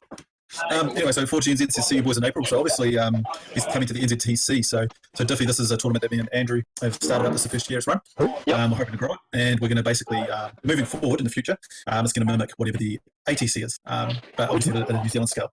Yeah, which funnily enough mimics the ETC. TTC, yeah. So the hope is that eventually I want to get a New Zealand team into the ETC. Do it. Yeah, it'll be cool. Obviously, the costs are quite extreme for us, but I think we could do it if we build up, through the NZT, the ATC. I think eventually we'll be able to get a team together for the ETC. So depending on your goal, keeping in mind, like last example, we had a Kiwi. You only have to have 4 players with a New Zealand passport to have a New Zealand team. Australia is picking up a fair bit of steam with our team selection. If you decide, hey, we can get 7 people or 6 people that are really keen on going 1 year, and you need a few extra bodies, you can either give us a holler, we can send you some Aussie lads, or alternatively, they do have mercs, so players that are just Europeans that for whatever reason didn't. So Europeans, obviously they don't have as far to go, they don't have as much to spend on their flights and accommodation. All right, so as far as they're concerned, their team selection, generally speaking, they send their best players. So when you're looking at a merc, they're the 9th or 10th kind of best person in their country, versus when you look at some of ours, I wouldn't necessarily put it in that category, but hey. You know who I'd want to pick up as a merc? I mean, if we had the choice and we had the selection of anyone we wanted, Kenny Bush in the long one. Oh, really? For no other reason than that man looks like he'd know what a good party was like. With that ridiculous facial hair, yeah, you're right. Like, I would love to take that man out to the strippers one day. I reckon that would be a good night. But anyway, going back to that offer there, the Diffie with the Australians jumping on the team, I'd much rather take someone from Australia than a European-based person, simply for the fact that yeah. But just trying to build up that community. We're more likely to come to Australia in the future for a tournament than we are to go back over to Europe. So I'd rather build up the community between us two find it somewhere else. So. And that's the same for us. So we had expat, so an Australian that's living in London, and we had Pascal from New Zealand, violin playing dude. Who beat Nick Navati. Whoa. So, yeah. How did he go against Nick? Well, he beat him. Sorry. It's just there. So. That's got a bit of a sad story about Pascal. His car recently got broken into and he had a whole bunch of Blood Angels stolen out of his vehicle. No way. Yeah, a couple of relic Leviathan Dreadnoughts, some Sand Guards, and Has he got any insurance? I don't know. I'm sure he would, but if anybody's offering anybody Blood Angels at the back of a car park in a dodgy pub, let me know, because, man... We'd love to find out. I don't like to investigate mates' crimes, but, man, I'll investigate that one. Look, it's probably... Look, tell him to do a GoFundMe. Yeah, not a bad idea. That's exactly what that comes for. I mean, the dudes had his aren't stolen. That stuff ain't cheap to replace. He might not, look, let's face it, nerds don't have a huge amount of disposable income that they're not already spending on their own hobby. But, there'll be people out there that'll either A, go, all right, I'll chuck you, $10, $20, because I would hope that someone would do that for me. My army was stolen. But you'll also have people who do have Blood Angel armies. Go, you know what, I've got these stuff on sprue. I'll either donate it or we'll do a deal. Yeah. It's sad, but as I said, GoFundMe or just whatever. Yeah. We're happy to promote some of that on the network as well. Really help it get to some other people. So there we go. Cool, mate. Well, we'll send you the details anyway when we talk to Pascal. Sick. Yeah. Hey, speaking of charities, I just want to mention too that later on in the year, I believe end of July, we're actually running with Mighty Ape and ANZ 40k, we're running a charity tournament for the Auckland City Mission. What do they do? So they support and feed the homeless people in Auckland. Yep. So they give them a place to stay. They feed them, like in the American movies where they have the soup kitchen sort of setup. Yep. Like that. So we're running a ITC style event, but we're using a lot of the proceeds are going to be going cash directly to the city mission. We're also going to be donating food items, so cans, things like that. And they're going to be used to cash in as extra CPs at the start of the game. Oh, that's awesome. And we've added an extra secondary, so for every can you donate during the game, you get a secondary point, 4 points. Okay, that's brilliant. That's brilliant. So yeah, we have a massive problem in New Zealand at the moment with homelessness, particularly in our big city centres. Just with it's affecting a whole range of people now. It's not just the typical poor that you used to see anymore. It's there's also working people now that are homeless. So yeah, it's a good cause. So if anyone's in New Zealand, come and help us out and support it. Appreciate it. Sure. Well, as I said, when details that you want us to plug on our end, happy to. So whether that be I would suggest most of our audience in New Zealand. We probably even got because of you being on here or through Facebook. But as I said, if you've got a thing, we're happy to post here and on the page and all that jazz. We're keen to help the charities and it is because look, without it, everyone goes to tough shit every now and then in obviously varying scales. Some significantly worse than others, and it's not as you were saying, Hayden, not the stereotype that from days gone. You've got people that they're overcommitted on mortgages. There's people who, all kinds of stuff that are just running it tough, that end up on the street. And not many people noticed, if I haven't actually told many people, but I at one point was homeless myself when I was 17 for about 6 months to a year. Oh, really? Yeah. So I know how rough it can get. I luckily had a car to sleep in, but it's still not pleasant. Yeah. Well, thanks for opening up well that 25 viewers. I look like a homeless person, to be fair. You do, you pull it off still pretty well, I think. So. Yeah. Anyway, we should go back to the game and have a look at it. There's a game of 40k going on. So what's happening? It looks like who's turning in now? So we're still with Simon. So Simon, he has kind of moved the fire base a little up to the left, mainly so as he gets some more firing lines through this gap here that I have just drawn on said screen. But yeah, so Simon is looking at just killing stuff, shooting gallery. Not much else to it. Pick up dice, roll dice. So not overly exciting there for one turn. It's unfortunate too, because I don't think Chris has enough speed to really corner him like he is at the moment. Like that, if you had a faster army, that would be the perfect time to just follow him into that top right corner. But yeah, he's probably not going to have the speed to get all those Marines up there. No, he's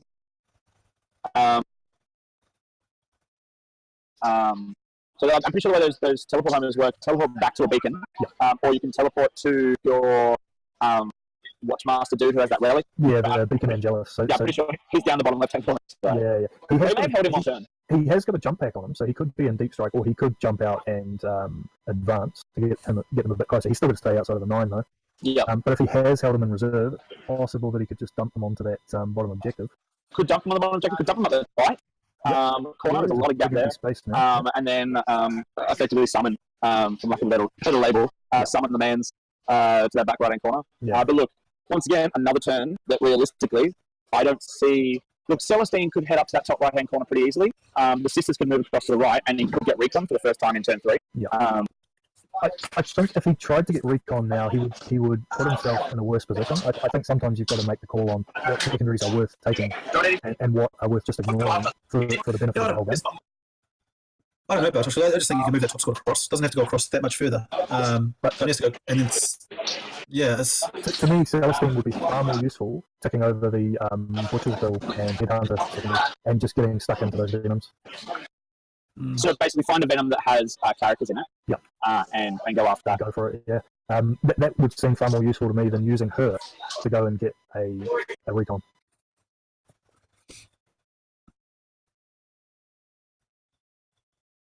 My 1 hour announcement. 1 hour left in the round. I'm not sure. Look, I'm just going to shoot off for a second. I'll be right back. I'll allow it. Yeah. I think he's been summoned. That must be the mini Hayden bedtime. It looks like it's 9 o'clock. Yep, it is. 9 o'clock here. I've still got 3 of my kids awake. I hope the missus is sorting that out. How old are your kids? I've got a 15-year-old daughter, a 12-year-old daughter, and a 9-year-old son. How many guns do you own? Not enough. Not nearly enough, mate. So Face 948 has just rejoined. I'm back. What's happening? So we're at the top of turn 3. It's Simon's turn. Well, actually, I'm going to take that comment back. I think we may now be in the bottom of... Really hard to tell. We're in turn 3. I think that might have been a parley move. That may have just been a parley move with Saint Celestine. Yeah, not much else to move. So it's top of turn 3, Simon's combat phase. So this turn, Simon's probably going to get a hold 1, kill 1. He will definitely not get a hold more because he kind of has to bail out of the left and bottom objectives. Yep.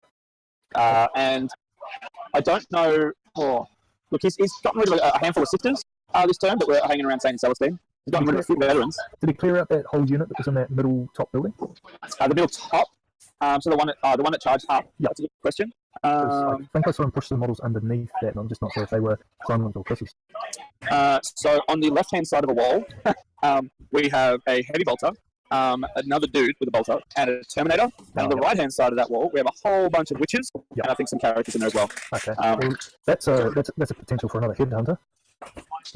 Characters won't like the Terminator. It's not a terrible spot. It's a bit of a stalemate, but it's not good or bad for either of them, I suppose. Yeah. So he's just so Simon's just managed to kill a bunch of the. He's killed the heavy bolter dude and the bolter dude. The Terminator left on, I think, 1 wound. Okay. Slightly worse for Chris. And he's just taken him off. Yeah. So that he got to them eventually. Yeah. And what else? So at the moment, So Celestine is in combat with an Archon. Can the Archon roll 2s? That is a very good question. One at a time. There we go. Alright. Second one he failed, eh? Yep. Celestine's got 1 win left, and she's already died once. Right. So it's It looks like the Archon just possibly bit the dust. No, Archon just swung. Oh, right, it was that his attacks. Okay. Yep. Do I miss anything exciting? So the Archon managed to just do a whole disappointing Celestine, putting Celestine on 1 win, and she has already died once. And it looks like Simon was able to a few units again. Just looking through, the assist squad, 1 unit of that, and as soon as Celestine drops, that's a bunch of Kingslayer points, I think. No? So Warlord. You did. Yeah, Simon's down on himself. He saying he should have picked Celestine Kingslayer, but he didn't. And so the Warlord just chilling. Yeah. Yeah. I'm going to let you guys have it out for a second because I've had quite a bit to drink and I need to go to the to go get the fire. You can. I need to go put out a fire. I need to train the lizard. I need to take a piss. Fair enough. Don't leave your I'm phone assuming on. that. Maybe I will. Well, maybe you should. I'm assuming that Face 94A, who obviously knows me quite well, is surely that's going to be Dave Louis. Surely. Must be. Yes, it is. That Face rings a bell. Isn't that his nickname? Oh, That's mate. his nickname. Face. Yeah. Ex-Aussie originally, wasn't he, once upon a time? He sounds like one. Yeah, but we claim it now. Do we though? Wow. So, Chris, what are we thinking here? Well, I mean, Celestine on 1 wound left. I mean, he's obviously going for the suicide charge. There's no point letting her hang in the breeze. He's going to pick up that bottom objective. He's going to have the top objective. The left objective. He's in a bit of shit though because he hasn't, aside from that 1 squad of sisters, he hasn't got a lot of stuff to push through with. Can he just get recon? Yes, quite possibly. Is that line in the centre? That must be exactly halfway. So no, So, yeah. he still hasn't got anything in the top right unless he's got a unit that he can dex right down into it. Yeah, but the Saint can claim it because it doesn't matter what card. Oh, right. She can claim anyone on him, right? Yeah. So yeah, he'll have a point in recon. I'm trying to remember when recon scored though. Is that the end of your turn? So she might not be alive. Well, yeah. Or depends. It depends if he can kill 2 units. Then he'll get kill more, so he doesn't have to charge Celestine in, so he can just leave her there for the extra bonus point. And it has the effect also of they're going to have to dedicate some fire to her to kill her next turn. Probably a smart play if he can kill 2 units. I just don't know if he's got. I mean, the Archon's probably going to bite it, so there's 1. I don't know. I'm assuming that Seraph is moving up there. Yeah, the jumpers have got 2 melter pistols. Sorry, 2 melter pistols. Definitely in the list. Yeah, he's got 2 units of them. 2 squads of them in there. Yeah, I mean, they get up there, but again, yeah, it just depends. If he can kill 2 units with shooting, he'd be best to leave Celestine where she is. Maybe even best to leave her where she is anyway, because you don't have to roll the dice to get that extra point. Whereas if it's down to Celestine to kill something, she may fluff it and he may not get anything. Yeah. So, I mean, it should be fairly safe to charge a Venom for Celestine, but then you don't want to risk it when you're only sitting on 1 wound. Yeah, still like I'm not sure if he's got the double cannon because if it's double cannon, it's still 12 shots. Yeah. So Oops, sorry. there's an Archon. So Celestine just left the Archon, and the Archon is sitting there on 1 wound. Currently surrounded by the unit of Seraphin, a number of vets. Now, some of those vets, the witches are close up, but boy howdy, that Archon better roll hot. I'd say the Archon's pretty well toasted. Hey, we've got to give a shout out for this. We're just seeing this in the chat. Dave Louis, congrats on the new small human. Oh, congrats, mate! You're is that his first? Second, I think. Second, Bubba. Oh, mate. Nice work, bro. Well Got done. 2 past the goalie. Yep. Well done. Well done for all that work you did birthing that child. It ticks me off when people say we're pregnant. You know, when you have those couples that say, "Oh my God, we're pregnant." You're not. No, your wife's pregnant. You're not. It's just those people that when you ask how old their kid is and they say, "Oh yeah, 22 and a half months." So almost 2 years old. Cool. All right. So I've got a 1.5-year-old, and he isn't 1.5. All right. He's like I don't know, 17 and a bit months or whatever. But basically, what I went with is you go with month until about 14. All right, maybe 15 months at best. After that, it's 1.5. You put in way more effort. I've got a 21-month-old baby. Fuck off. You're a dick. But at what point? Like, what happens if you've got if you got a 9-year-old? Do you say, look, I have a 108-month-old child. Like, Yeah, it's a bit ridiculous, isn't it? Samuel James Louis. All right. Nice. You could swap the Louis to a middle name, and you could give it the surname of Jackson. Samuel Yes, do Nice. it. Have a little angry black. It'd actually quite suit him as well because he'd be Rotorua. It'd only really work if you taught him his first word would have to be motherfucker.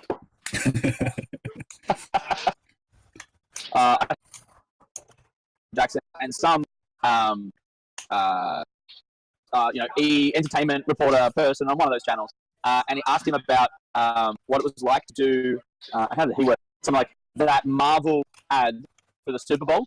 I think maybe that was the one. Anyway, he wasn't in it. He wasn't in it. It was Morpheus. Yeah. He said something to him like, like oh wait, we're not all the same. Yeah. that was cringy, mate. That was terrible. It's funny though. Although, funnily enough, and this isn't going to start to sound a little racist, but it's not. So at my office at work, so me and a couple of the girls were sitting down having a coffee the other day. Now, I'm white. One of the office girls is Samoan, and one of the other girls is Korean. And we're all sitting around trying to decide we've decided that I can't tell what a good-looking Samoan person looks like, and she can't tell what a good-looking white person looks like. It's very strange. All right. Yeah. Unless it's him, then I can tell. There's a man that we game with him, and he's a good-looking other man. Does he play Black Temp? Does he have Templars? I think he did. Yep. What's his name? Talking about him. Oh, him. Yeah. Him. He had all Black Templars to ATC in 2012. Yeah, I thought so. With them. Yep. Lightsaber. And it was ridiculous because he wasn't supposed to win.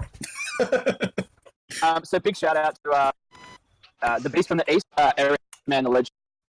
He had been running Nid Carpet, so pretty much nothing to term against in the competitive scene for a while now. He won CanCon with it, he won Queensland Masters with it, and he just sent a message in the chat saying, Nids are in retirement diff, how does that make you feel? It makes me feel sad. It makes me feel sad. The main reason it makes me feel sad is because he was running like 180 gaunts in a list, and he was getting all his turns in. Alright, so my issue with people that have a lot of models saying, oh, I can't get turns in, it's hard. Well, that's not accurate. Alright, you just got to be less shit. And that's great advice for anything I think in life. Just be less shit. Yep. I think he played. Actually, I'm sorry to interrupt you. I actually heard his interview the other day on Best Infection. Yep. He was there with Camilleri as well. Yeah, and the way I think he actually shocked the American dude, I can't remember his name now, because obviously his NID list that he was using in Australia was quite dominant over here.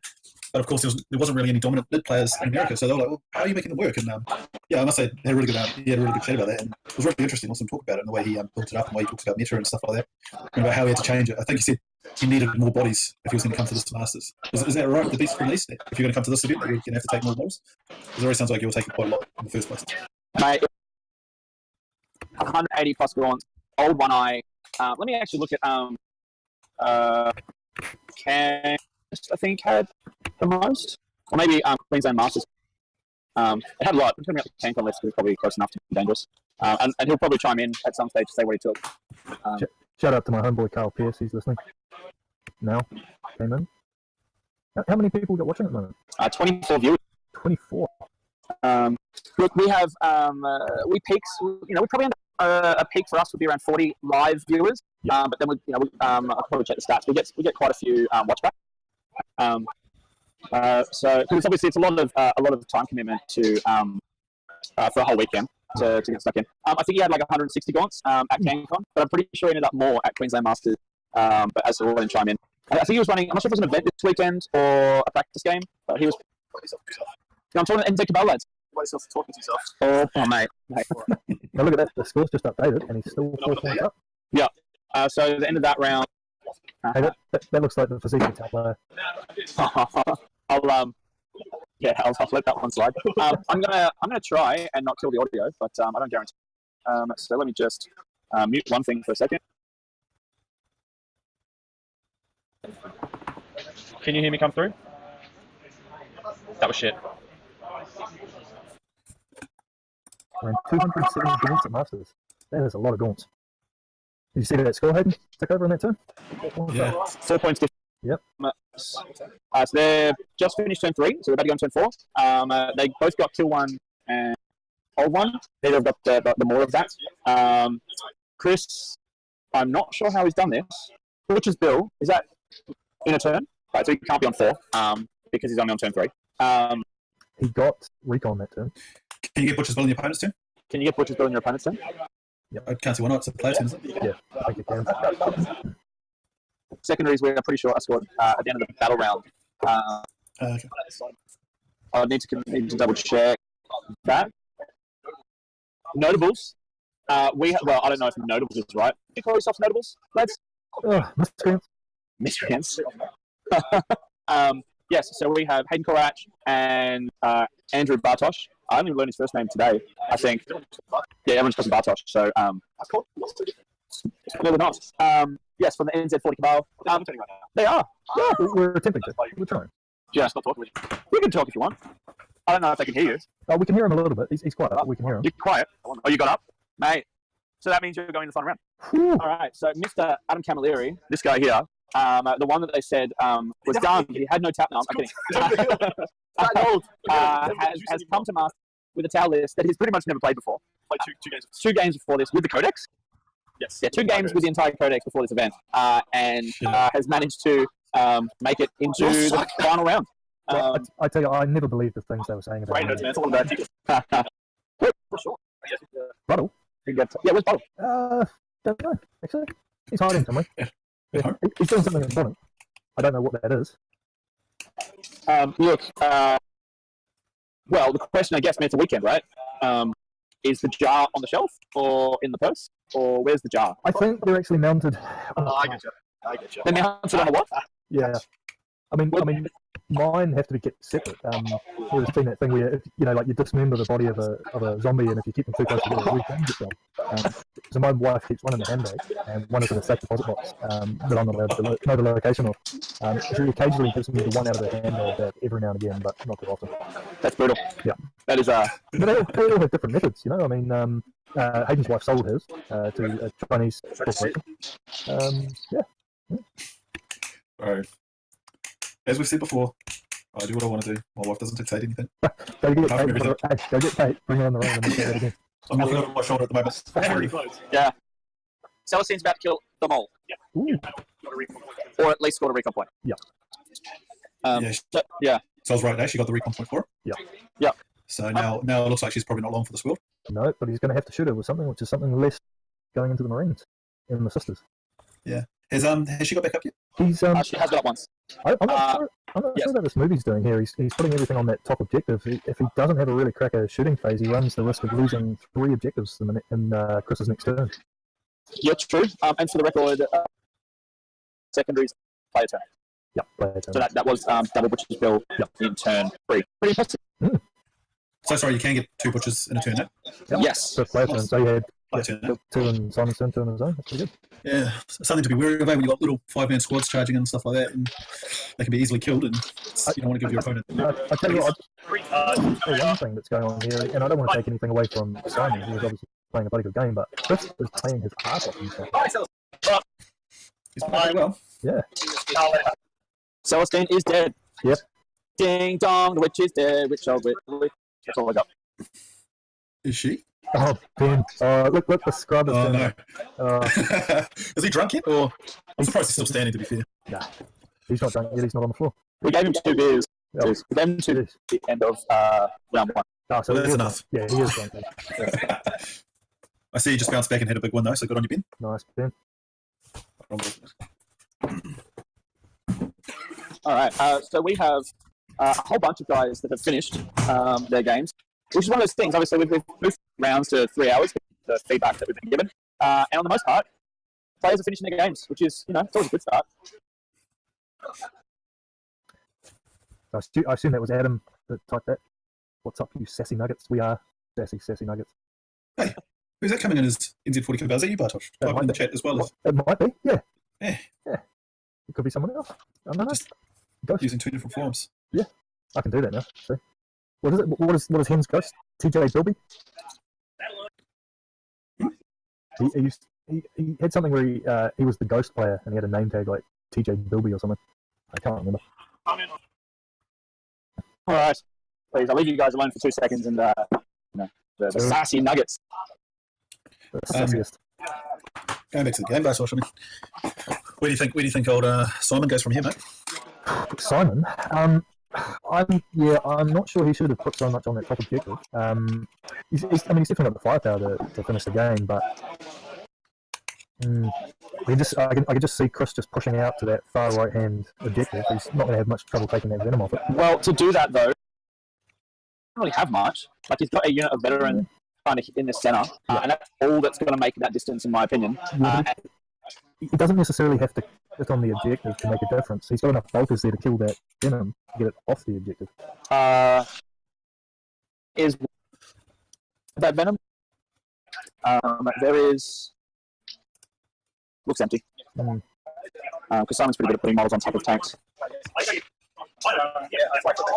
The problem I see with them going for that one, Bartosz, is he's already quite thinned out, and so I wonder if he'd stretch himself too much by doing that. He only has to do it for a turn. That's the thing. Like he's still 4 points up. If he keeps putting points up, even if it comes down to a draw the last couple of turns, he could win it. Yeah, Simon might get another repoint.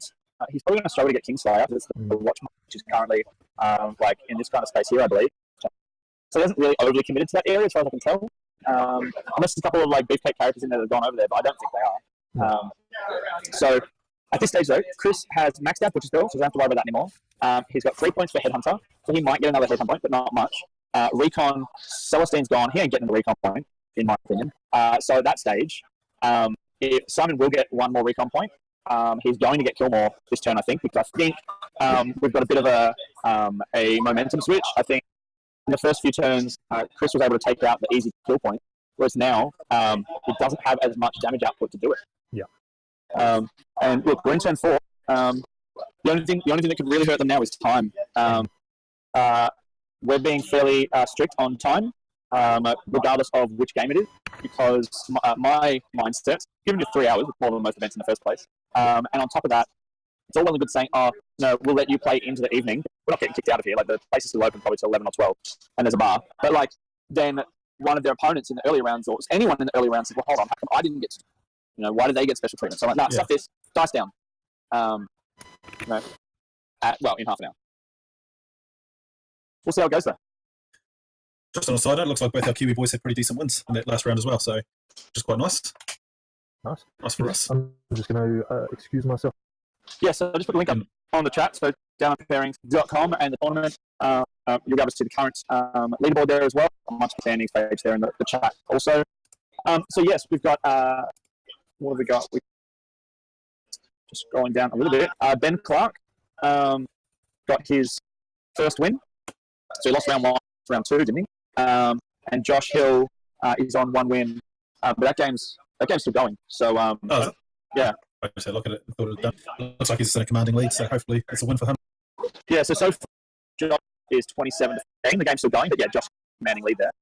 And as I said, Ben Clark finished with a 38 to 8, so it was a pretty dominant win. Only got a soul burst powers off, eh? Mate, round 1 against Adam, not getting soul burst off for the first 3 turns. 3 turns with rerolls is brutal. Yeah. Oh. Yeah, but it happens sometimes. You just gotta live with it. But man, it's when you need it to go off in games like that. Right. What about? All right, I'm just being rules judge.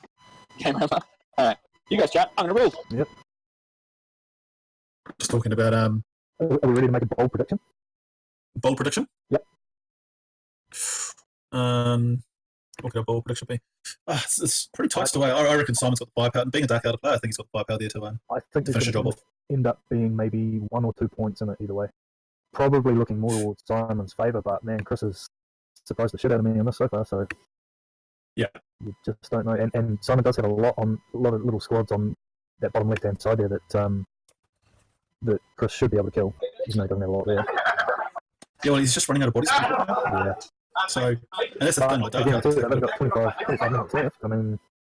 Yeah, they might, I reckon they'll end on turn 5 would be my guess. And at that point, how does that look? Also, I love Lily's comment.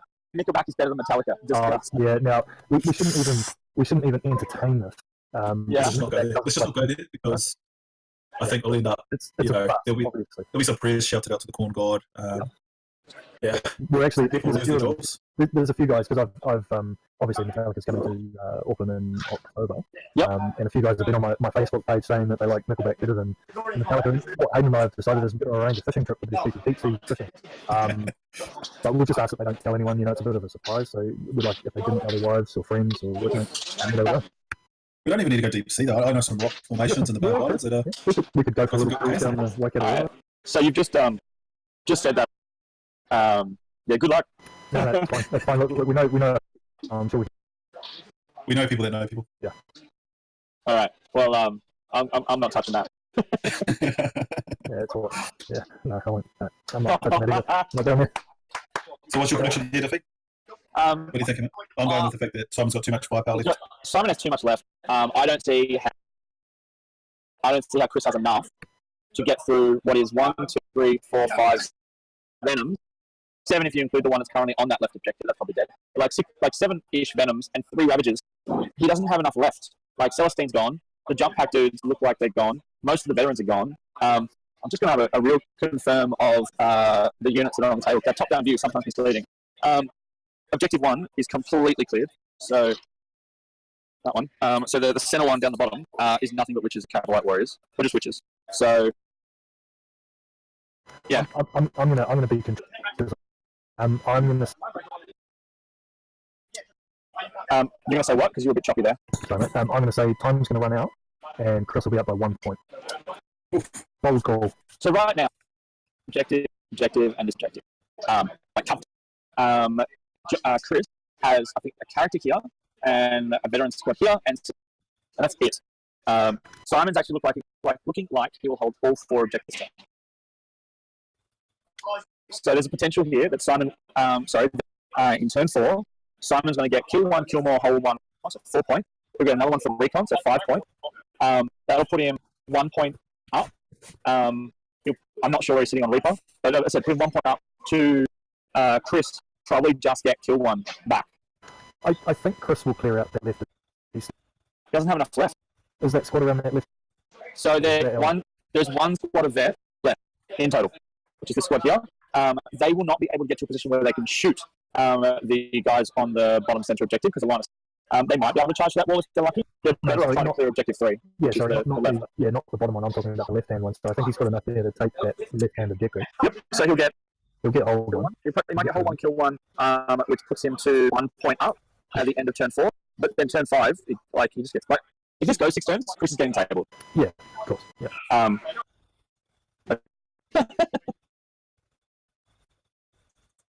But I'd just like to say that Chris is going to win just because I'm the opposite of whatever Hayden said. That's a fair call. It's very scientific. I've said for a long time, the most people we've played any one game, I think was 6. And the best thing about that, there's 2 of us here and 4 people on Discord. The best thing about that was everyone's making these wild claims. And a couple of turns later, one of us is always right. Like someone is always right when you get enough people it looks like you just see, I told you that was what's going to happen.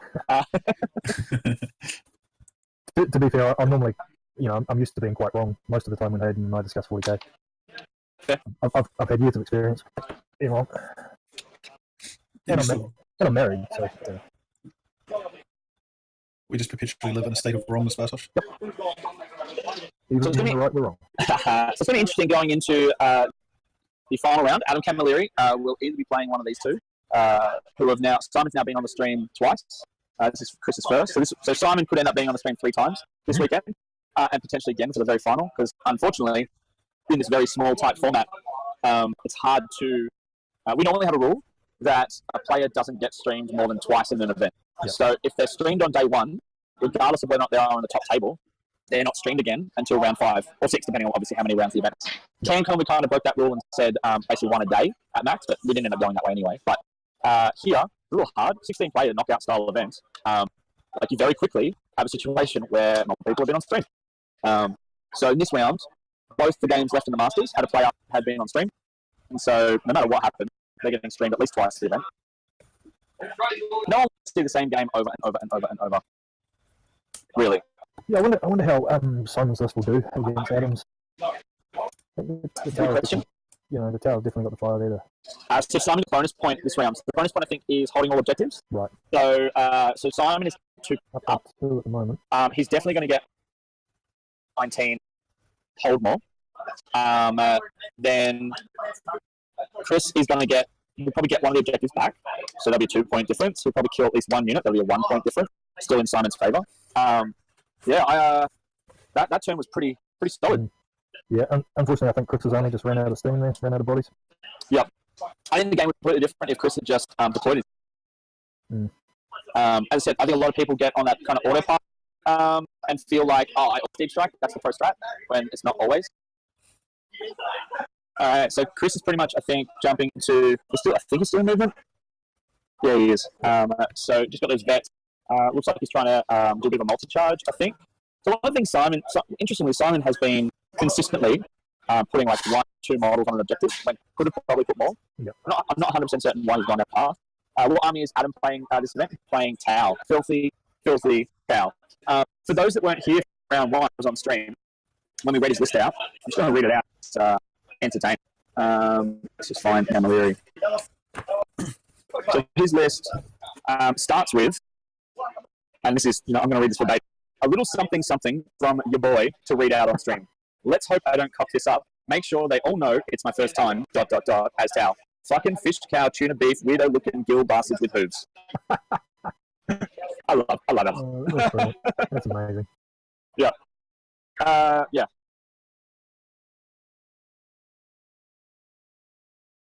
right. So we have 15 minutes left of the round. I might do some plugging with sponsors while I remember. So big shout out to Knights of Dice, who built us a ANZ 40k Open 2019 champion. I'm going to call it a trophy holder. Let's see if I can kind of make this work on stream. That just goes ta-da. Look, Mum, no hands.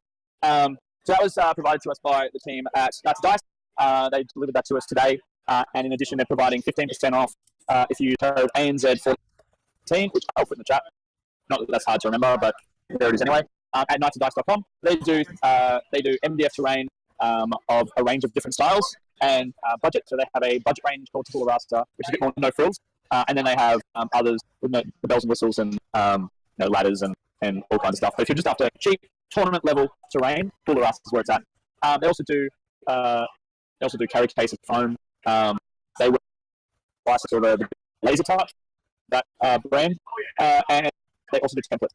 Pretty much anything acrylic. Anything they can cut with a laser. They'll get it on. Big shout out to Frontline Gaming Australia for all their support, and they do GMATs, and they also do the ITC terrain, and another terrain sponsor, OTP Terrain, who do 3D printed terrain. The scale and level of detail on that is off the hook. They do from 6 mil, so Titanica scale, up to 32 mil, so knights and stuff. Bridges, buildings, ruins, cathedrals. They do massive crane, which is epic. Make sure you head over to Knights of Dice, Frontline Gaming Australia, and OTP Terrain, and support the companies that are supporting the community. There's my plug. Also, another plug. NZ 40k. You can find them on Facebook. You can find them on your reputable sponsors. Can you type the names of the sponsors in down? Oh, jeez. Yeah, cross-scan. Let's just put the websites. Knights of Dice. You mean the ones that are printed at the bottom of the screen?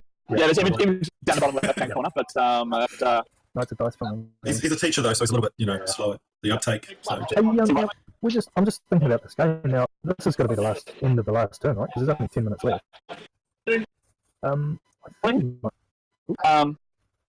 a very good question. I might go check where they're going. Because if this is the last 10 minutes, I think there's a possibility Chris could win this. Win it? Yep. At the very least, if it does end at the end of the turn, he will win it. I've got 11 minutes 30. There are no draws. So if there is a draw at the end of turn 4, I will give them both. So look, assuming that 12 minutes on my clock, 12 minutes left in the round, assuming at that 12 minutes they are still in turn 4 and it ends a draw, then I will make them play timed turn 5. So I'll give them an amount of time. I've got to work that out. If there isn't, so say they finish this turn with 5 minutes to go, will they just go into round 5 straight away, or will you call it then? They haven't chess clocked, so there is no rule behind that.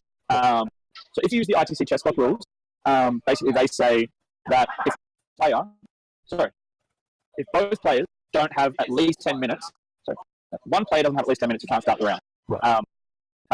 Which actually can work out in situations where there's 19 minutes left. Yeah. 19 minutes. Yeah. So from my point of view, I want this game to finish naturally, but also not to the extent where they are going well over time. Mm-hmm. So I might just see how they're going time-wise.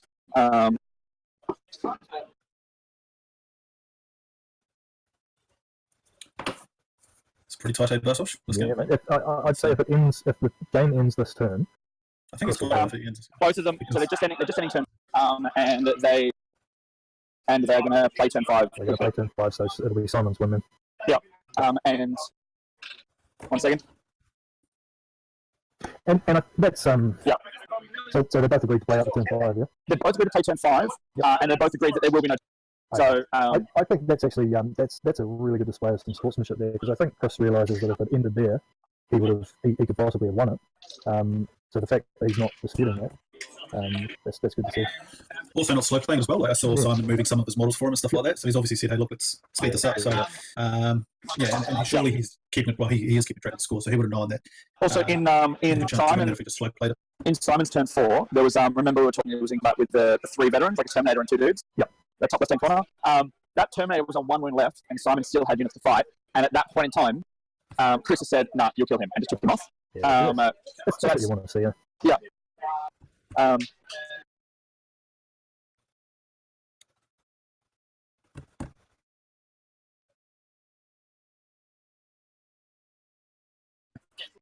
right. All right. So there's a good game still going, but we're wrapping up.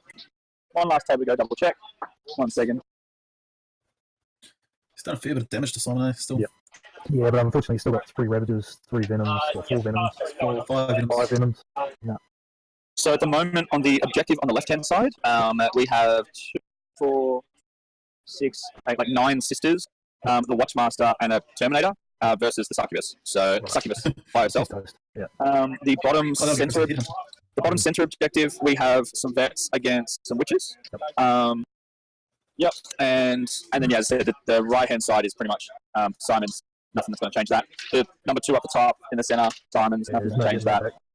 So yeah, it's really just going to come down to in Simon's turn 5, just how much damage he can do. I'd say he should be able to do enough. I'm going to help him fill out their score sheets just to speed it up. So I'm going to go mute. Mingle. Yep. It's definitely been a bloody tough game on both sides, I think. I mean, Simon hasn't lost a lot in vehicles. What's he lost? 6 Venoms? 5, I think. I think he started off with 10. Sorry, I roll might start I think he had 12, but I think he started off with 10. But he hasn't. I mean, the Ravages are untouched. The problem's been is that Chris hasn't been able to get to those Ravages. Yeah. And they're His in my opinion, that's what causes the damage. Yeah, and I mean, outside of deep strike, he just doesn't have the mobility to go them around. Chris, I don't think realised that it was as close as it was. Really? And yeah, I think. Sorry, I'll rephrase that.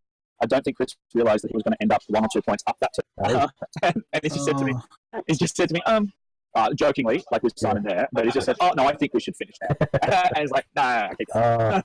I actually kind of feel for him too. That if that had ended, and through no fault of either player, it being a slow game, I think he would have deserved that win.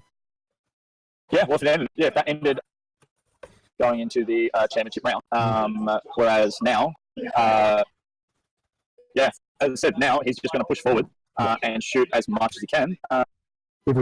Everything. So look, is that bottom unit with that bike sitting on that bottom objective tied in combat with that witch? With that succubus? Don't believe so. So that bike on objective 1, no, it's not tied in combat with anyone. Okay. I was just trying to see if there was any way that 1 unit survived. I don't think so. Because he didn't consolidate anything, so I assumed that it was still locked in combat. See, if Chris had been able to get his own recons through as well, Simon did a good job stopping him from being able to do that. Yep. Definitely. I possibly wouldn't have chosen recon on this deployment against that many Venoms. Yeah, I guess it's easy to say when you're sitting here watching it, but when you like, he probably thought, he'd be able to deep truck in and do some stuff. And what is the secondary for the vehicles? No, Big Game Hunter. Big Game Hunter is not 7 wounds. Yeah, so basically the Ravages. And so Venoms are 6, aren't they? Yeah, you have to get big. So Simon's last game, Liam picked Big Game Hunter, and there was 3 Ravages, and that was just a really tough one to get against Simon. Yeah, see, that's another interesting list where he's not really giving up too many secondaries on the back of the list. Yeah. I mean, he doesn't have a shitload of infantry to really get Reaper. I imagine most things are under 7 power level. Except for the Rangers. Yeah, I'd say so. So yeah, it doesn't spec it, so it's a good IT list. Mm. The other thing, it doesn't give up too many secondaries, which I don't know what you want to do. As far as the Reaper's concerned, I think Simon picked Reaper. He's currently on 3 Reaper point. Yeah. I'm not sure when it comes down to it whether or not that's going to be Possibly not going to get the 4th one. which you might. No, it's hard to say. That list has a lot of bodies, a lot of infantry. There's a lot of sisters models. So Reaper point. Look, the first 2 or 3 Reaper points is relatively easy, but potentially that 4th might be a bit of a stretch.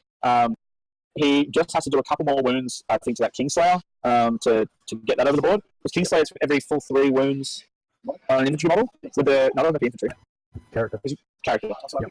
Yeah. So for every, I want to say every 3 wounds. I can double check it, but it's for every 3 wounds you get a point. Right. So he's currently got 1 Kingslayer point. So I'm assuming that if he takes him down, it's worth 2. I don't know. Oh, hello. Obviously, there's a little delay between when I say "oh, hello" and you guys see what I saw. So that's left objective. All those sisters are gone. Oh shit! There we go. What has he got sitting in there? Is that Marines? So Chris has at the top left-hand corner, I think, a couple of battle sisters. Yep. So we bring up the overlay there. A couple of battle sisters, I think. Here we have a veteran squad kind of stringing out. On one end, it had a Terminator. On one end, it had a bike. Yep. Chris could potentially, at the end, he could just kill everything in the middle. The downside of Chris's play is that the Terminator model, which you may want to use to soak up wounds, is the one that's currently on the objective. Yeah. So, there's a good chance that Simon could clear that unit, kill the Terminator, who's already wounded, kill the Watchmaster with his succubus, and basically just in the assault phase get on objective 3, and he can get the bonus point. Has he got anything down there to get onto objective 3? Succubus here. Yep. That's wounded, and the bottom objective is a couple of I think witches. So she fell out of combat, yeah? I don't know if she fell out of combat. Possibly. Okay. She can't charge back in unless you've got some shenanigans that I'm unaware of. What I'm thinking that Chris needs to do is all he needs left alive is that 1 bite to get that bottom objective, and then in his turn move that squad out from the corner of the building to get that left-hand objective. Yeah, but at the moment, if, and it's a big if because I can't really tell from here, but if Simon can get the bonus point for holding all objectives, then it's too big a swing. Yeah. He hasn't got the bottom objective though. He does. There's with a couple of witches. Oh, right, so his arm's in the way. Let's see. Yeah. And so I'm not sure where those magical witches came from. There's some witches hiding underneath that ruin. And so they just come on out. And so, he will get the bonus point. Yeah. He'll get kill one for 3 points. He's got to kill that Watchmaster to get that other objective though, doesn't he? I know he's got it. The witches are on it, and the witches are offset. Right. So, mate, it's going to be tight. It's going to be tight. At some stage, my phone's going to die. I'll have to go back to but hey, mate, this is right down to the wire. Right down to the wire. So we have 2 witches and a succubus in combat with the Watchmaster. So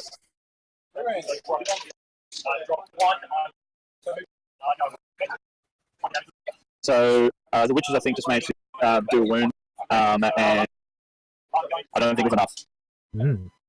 So the Watchmaster is going to hang around. Once again, it's going to be a pretty close. Pretty close. I don't know if I can pick it.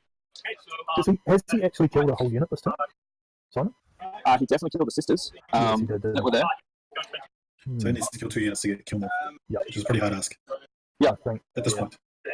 I think if this is close, man. He's going to get that bonus though, which is probably just enough to put him over. Yeah, so they just put their scores in for that turn, which puts Simon's up by 2. 2 points. But there is most likely 1 extra point there for Reaper.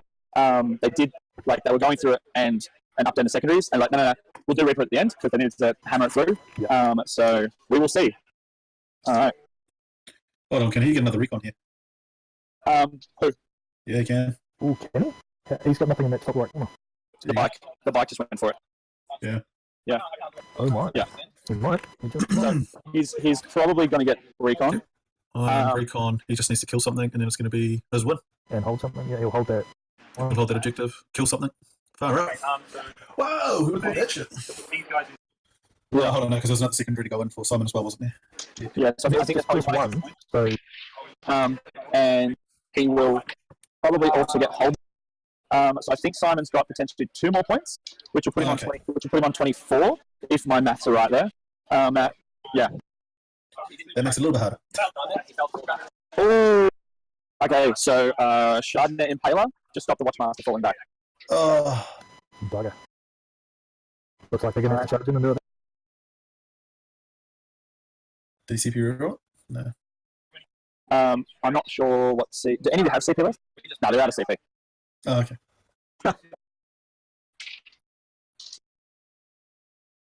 Oh, this is intense. Sure. Simon looked at me and goes, "Can I make 4-up saves?" No, you're not allowed. I tell you what, these Filthy dark out. come down to the left. Simon has cleared. Sorry, I'll rephrase it. Chris has cleared the centre bottom objective. However, I think he did that in phase. He has a model on it. Yeah, but I think because he shot them rather than charging them, he doesn't get the move, and I don't believe he'll get recon. But doesn't he? Oh, right, yeah, I get it. He won't have anything. Can a unit be considered to be in 2?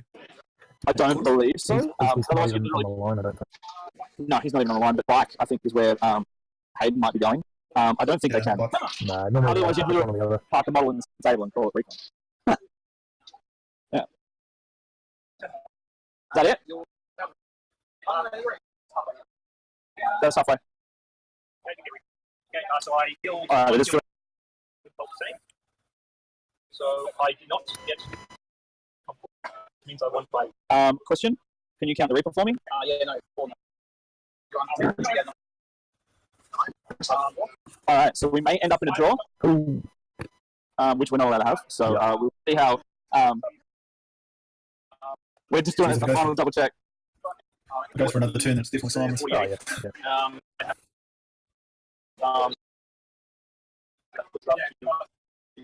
We did the Agnes out. We've gone down to the judges.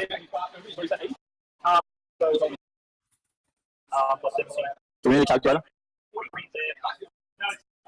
Alright, he has 4 Reaper points. Alright, am I correct in saying that is a draw? Alright, Alright. Alright, so, unfortunately, it's turn 6. Well, that's the tiebreaker. The tiebreaker is play another turn. Because any other way of doing it is, yeah. Yep. Alright, and can you fire that up, though? Are you going to need it? Yep, there goes the handshake. Alright, so, I haven't had to think about... No, alright, you've got 10 minutes. I'm going to give you 10 minutes each, because... Yeah, we're going to go 5 minutes each. So at the moment it's 10 past 8, so I will keep you guys up to date. Alright. Oh, that's crazy though. Who would guess the draw? That's insane. I might have. You did say 1 point, Bartosz? I did say there would be 1 point. I think I changed my mind several times during the game, but Yeah, well, yeah, definitely. I think it's I thought Simon had it at the back. yeah, I think it's closer than anyone would have thought it would be. Alright, the crowd is going wild here. They're like hard dice down, guys. Hard dice down. I'm like, dude, they drew. So yeah. All right. So this is pretty. Oh jeez. Oh, man, gutted. All right. So Mr. Camilleri had 5 turns, and they tied. So there are no ties. So I just gave them 5-minute turns. They're playing a turn 6. That sounds kinky. Yeah. And big shout out to the guys at LVO who didn't tell me their tiebreakers. No, they didn't. They do. It's written down. They didn't want to. I've been promised it would be continued after the event, and it wasn't. Who's saying they don't believe it? Give them a recall. I didn't want to tell anyone the tiebreakers because I didn't want there to be a So now, one second. So now people understand why I had such large breaks between the rounds. People were wondering why I needed a half-hour break with a system that just basically clicks a button and goes pairing's done. Right. Next so person to ask you that, mate, give him a red card. red card. Yeah, red card. All right. So obviously you guys see the top-down view here. Yeah. I'm just standing by the table communicating while commentating. It's not looking good for Chris. No, it's not. Not even a little bit. It's going to be pretty brutal, eh? It's not, and because they would have moved a lot of stuff out as well to thinking that was going to be the end of the game. Not that I think it could have changed much either way, because Simon's got the speed to be able to go and just catch him. If Chris had been a quarter of an inch with that bottom left marine to the right, he would have got recon and we would have won. Far out. It's a quarter inch, eh? Yeah. Far out.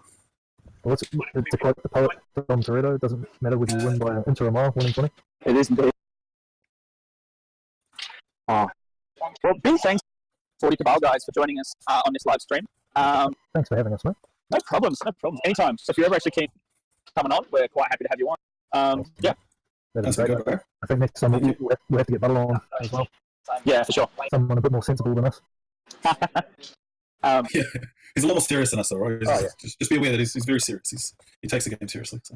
War dollies is serious business, bro. It is.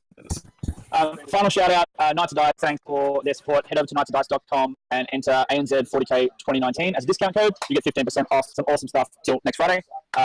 If you head over to Frontline Gaming Australia, they do FLG Map and ITC Terrain. Love their work, love their support of the community. And finally, OTC Terrain have been a sponsor of this channel since our very first stream or event, and love the guys at that team. So once again, big thanks to everyone involved, and we are.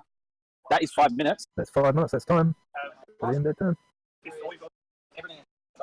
And he's still, right, no more shooting after this. He's still gonna do it. Been told. Yep. Alright, rolling your saves. Dead. And that's turn. That's 5 minutes. So you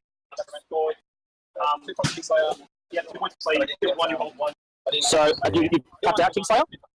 Tapped out Kingslayer. 26. You've got kill one, hold one. Alright, you are down by 4 points. Yeah. And he's got what, one model left? You need so don't hold more. So how many before you? Alright, so with Krista's last 5 minutes, this is optimism, I love it. He needs to get